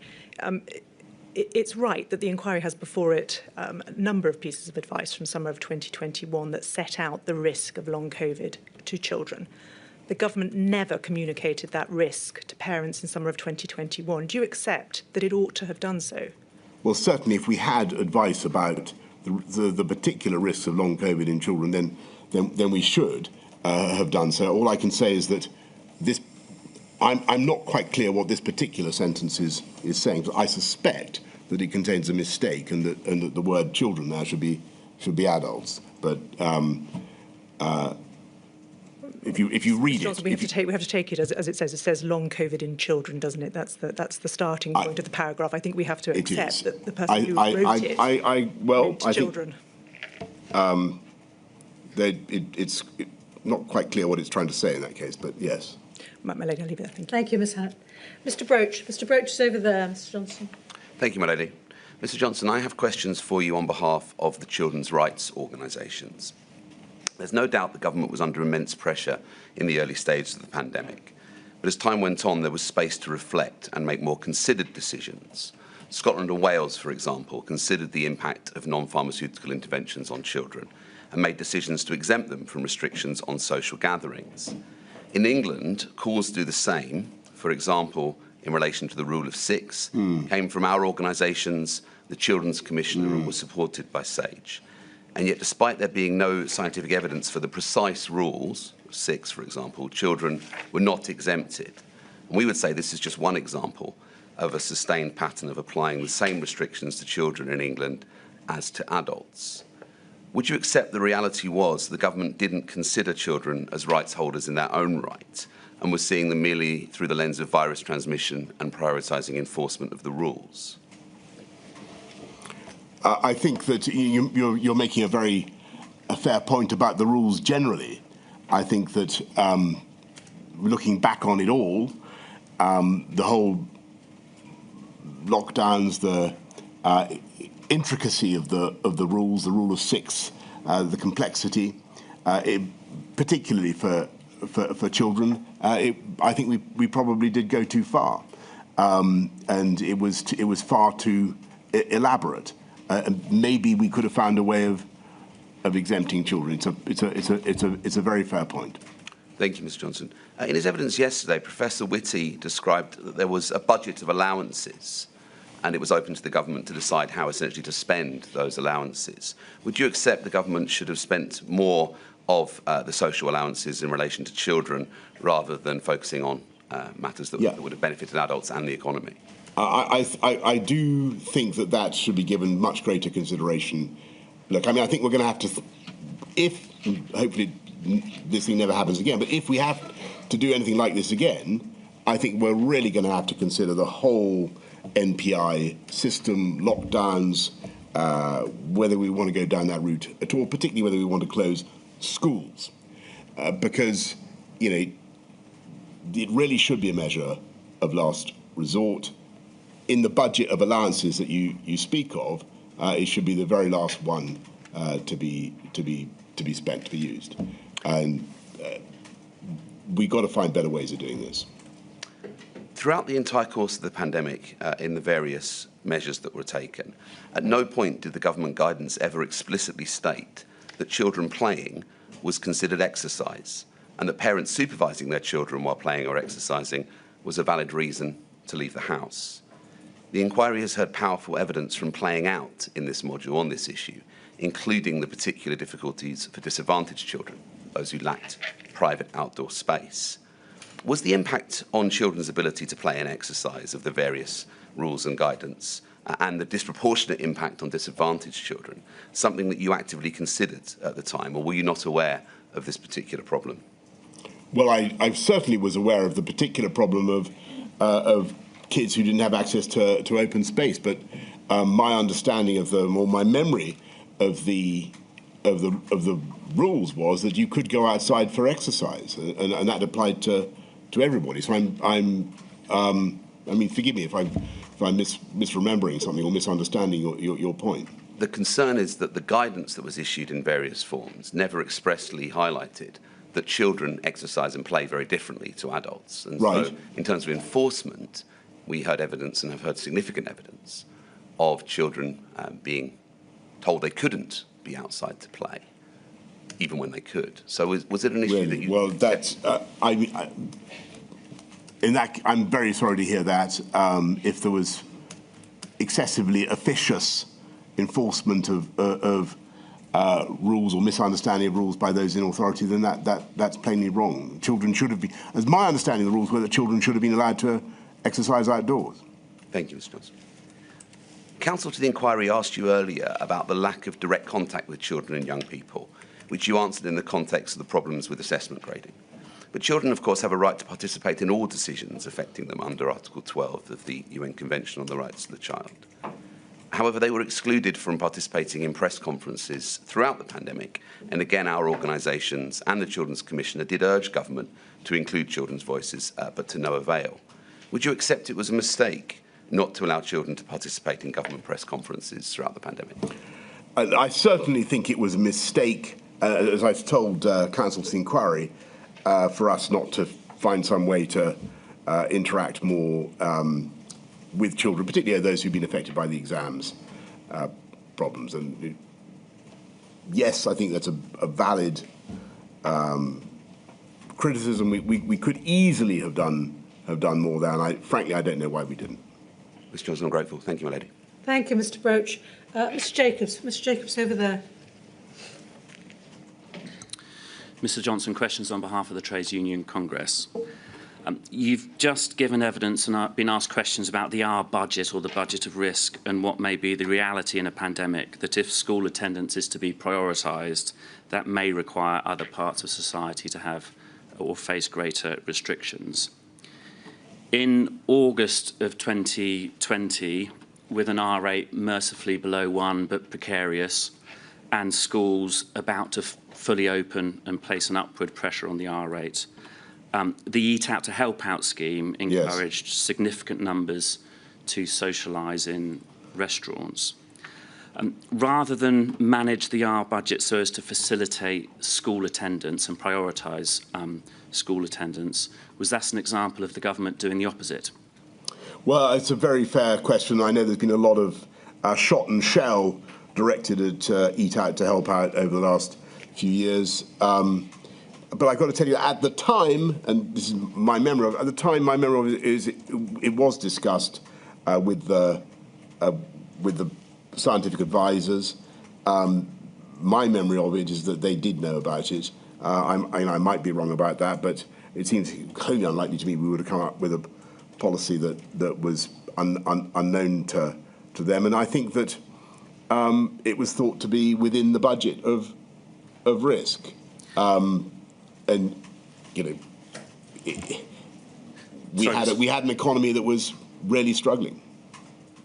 Mr. Johnson, you may be answering questions that Mr. Keith asked you in Module 2 about the scientific advice and what have you, which I don't want to get into. I mean, yes, in simplistic terms, a national scheme to incentivise sitting in restaurants would seem, without needing terribly significant scientific acumen, to have an upward pressure on the R rate. So on this question of prioritisation, do you think actually on reflection that was the government not prioritising facilitating school attendance? I think it's genuinely. I think it's impossible to know. I think that's the terrible reality of all these interventions is we don't know the individual value of any of them. You know, we speak about schools being 10 to 20% or whatever, but we don't know. I think that it was felt at the time that, given where the R was, given the state of the economy, it was reasonable to proceed with Eat Out to Help Out. Would you question that in retrospect? Well, lots of people have. But what it was that actually pushed the R back over 1, who knows? I'm going to try and deal with another topic in my time. Proactive engagement with unions in the education sector. You've been asked about a decision you made on the 6th of August 2020 to not share contingency plans. Realistically, Mr. Johnson, is that not the antithesis of having constructive and mature engagement with a sector that was responsible for educating children? The decision was not to prevent the contingency plans from being circulated at any stage. The decision was just to hold it back until such time as we really needed to go with it. And I'm sure that the unions and the schools would have been more than capable when the moment came of rising to it and dealing with it.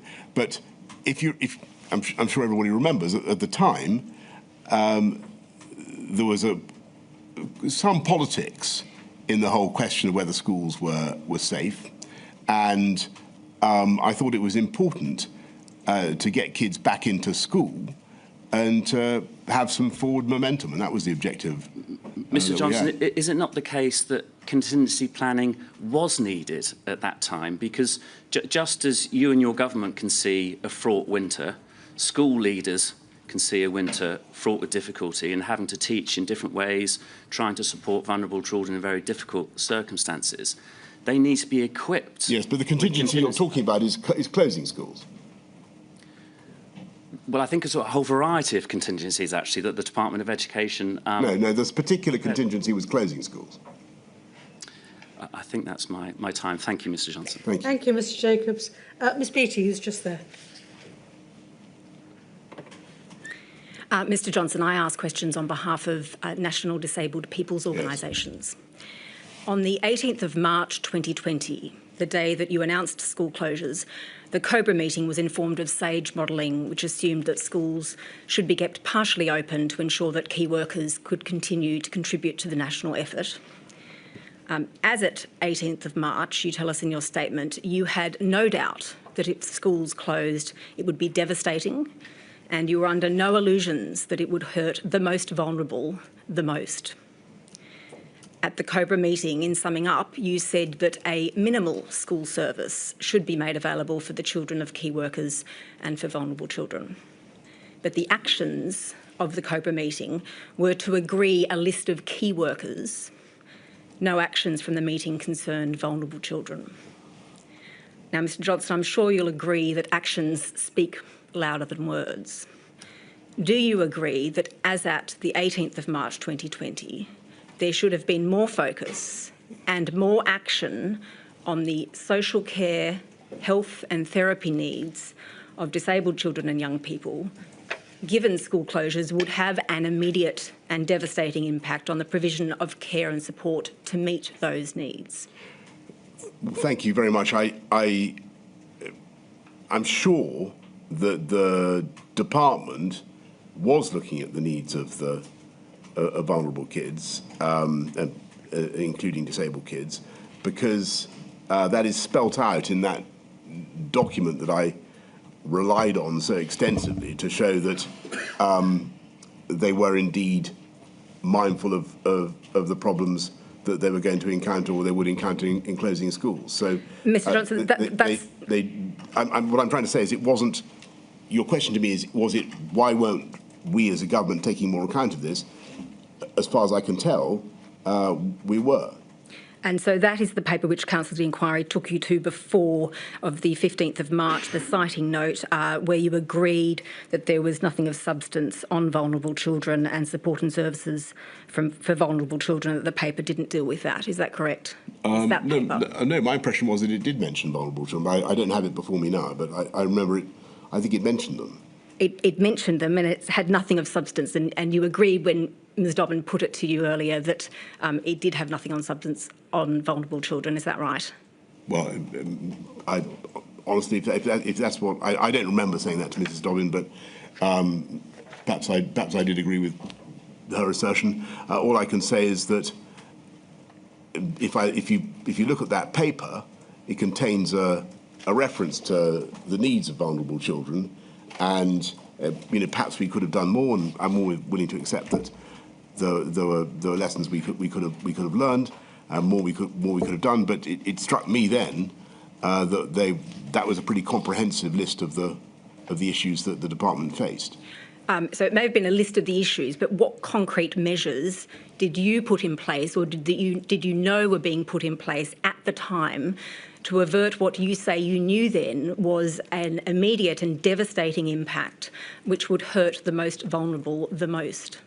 Well, as far as I can remember, the most important thing we did was to try to keep schools open. Right, that was our best answer. Can you name anything else more specific than that? And to make sure that in the event of closures, that all the packages available for the support of vulnerable children, disabled children in particular, were still available to them. And now, how exactly that was going to be done was clearly a matter for the relevant departments. So, Mr Johnson, your answer seems to amount to the fact that you are taking steps to try to keep schools open. Is it in fact the case Yes. that the government's primary concern at that time was to make provision of a minimal school service for the children of key workers with insufficient focus on the needs of vulnerable children? I doubt very much that we ignored the interests of vulnerable children. I really do. It's now so long ago that I'd have to go back over the papers and look and see what we put in place. Nothing springs to mind. Well, not at this stage, and not without, I'm afraid, without notice of your question. But I'd be happy to write to you. Thank you, Ms. Beattie. Mr. Wagner, who's that way? Good afternoon, Mr. Johnson. I act for clinically vulnerable families. I want to ask you first about a message that you sent to Gavin Williamson on the 6th of July 2020. This is referred to at paragraph 48 of your statement. And you were asking about why school numbers, people returning to schools, seemed low. And he replied, noting that all schools were open and referring to the need to push on compulsory attendance and the message of normalcy. And you said, I encouraged him to continue the job. I just want to ask you about that message of normality. Would you agree, July 2020, this is months before the vaccine was widely available, was available at all? Do you agree? Yes, that's right. Yes, so I think we were starting to get inklings of it quite early on. Yes, yeah. But there was no mass testing at that stage. No. So would you recognise that at that stage in July 2020, for many children and young people, things couldn't go back to normal yet because they still needed to either shield to protect themselves or a clinically vulnerable member of their family living in their home? Sure. You referred before to Mr. Jacobs about forward momentum, about trying to sort of build forward momentum. Do you think that in that race to return to normality in that summer of 2020, clinically vulnerable families may have been left behind? I think, on the contrary, that getting back to school, had we been able to do it in a thoroughgoing way, would have been the best thing for all children, young people, clinically vulnerable or not. Because I think that it would have restored the environment that was best able to look after them, and that it had many advantages trying to keep the schools open. But only if they could return safely. Is that fair? Sure, but it was my view that schools should be made as safe as possible, and if they were safe, the kids should go back. But in schools, it wasn't always possible to enforce social distancing or have, particularly in the older buildings, good ventilation or enough space, was it? No, it was very tricky, but the schools did a remarkable job, and one of the reasons why we staggered the return in June of 2020 was precisely because we couldn't get everybody back in at once. But the result of that, wasn't it, that it was sometimes not safe for clinically vulnerable children or children who might take COVID back to their clinically vulnerable family members to return? Well, I think that there was always going to be an argument against reopening schools from that position, that you were going to create a situation in which vulnerable parents would be exposed to the virus picked up by kids in schools. And that was the argument for closing schools, sure. But in the end, we had to decide whether that argument trumped the interests of the kids or not, and whether we could nonetheless get the R down below 1. Just finally on that, do you? I'm not actually asking about the decision to reopen schools for everybody. I'm asking about for this specific subgroup, for clinically vulnerable children and children who lived in clinically vulnerable families. Do you understand why, at that point, many of those people will have felt it was safer to educate their children at home rather than send their children back to school? I can see why they might have felt as they did, but clearly I thought it was best for everybody if they could get back to school, and I wanted schools to be as safe as possible. Thank you, Mr. Johnson. Thank you, Mr. Wagner. That completes the questions we have for you, Mr. Johnson, apart from one from me. There are a number of people who've been making submissions and asking questions during the course of this module who believe, and there's a perception that the interests of children, well, generally, not just the loss of learning, weren't taken into account. Just putting that to one side at the moment, I haven't made any findings as yet, but if there were anything in that perception, as somebody who's got a lot of experience of working in government and, of course, leading the UK government as Prime Minister, could a Minister for Children, taking it as it away from just one government department, education, could a system of a Minister for Children work, and would it work? I've thought about that, and I wondered about whether to create another ministerial function. I think another department, another set of civil servants, and so on. I have thought about it, and clearly there is an interest. We have a minister for women. We have all sorts of groups represented. I think, given how much we've heard today about the Department of Education's desire to keep proper desire to keep schools open and to represent the interests of children and young people, I think on the whole I would apply Occam's razor to this one, and just I would probably keep it with DFE. But because I think in the end the parents should be responsible for children, is what I would say. Maybe an old-fashioned view, but that's what I would say. But the interests of children cross government departments, don't they? So, for example, detained children would be Home Office. Yeah, I mean, that is true. Look, I'm not. You're not. I'm not remotely hostile to the idea. I just think you've got to think very hard before you create new departments, divisions, new roles in government. We've seen already throughout this debate, how fractious and difficult it becomes when different ministerial interests start to collide, and we've got quite enough around the table on a subject like this. That's what I would say.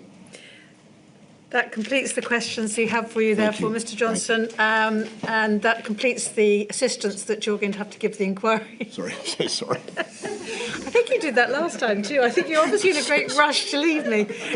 Sorry, it's like when the speaker stands up at the end of PMQs, you just belt for, you just run for it. That's what. Understood. Sorry. I appreciate you didn't intend any discourtesy. Sorry, forgive me. No, don't worry. Forgive me. Anyway, thank you very much indeed for the help that you've given to the inquiry. That's it. Thank you so much, my name. Thank you. I shall return at 1:55. All rise.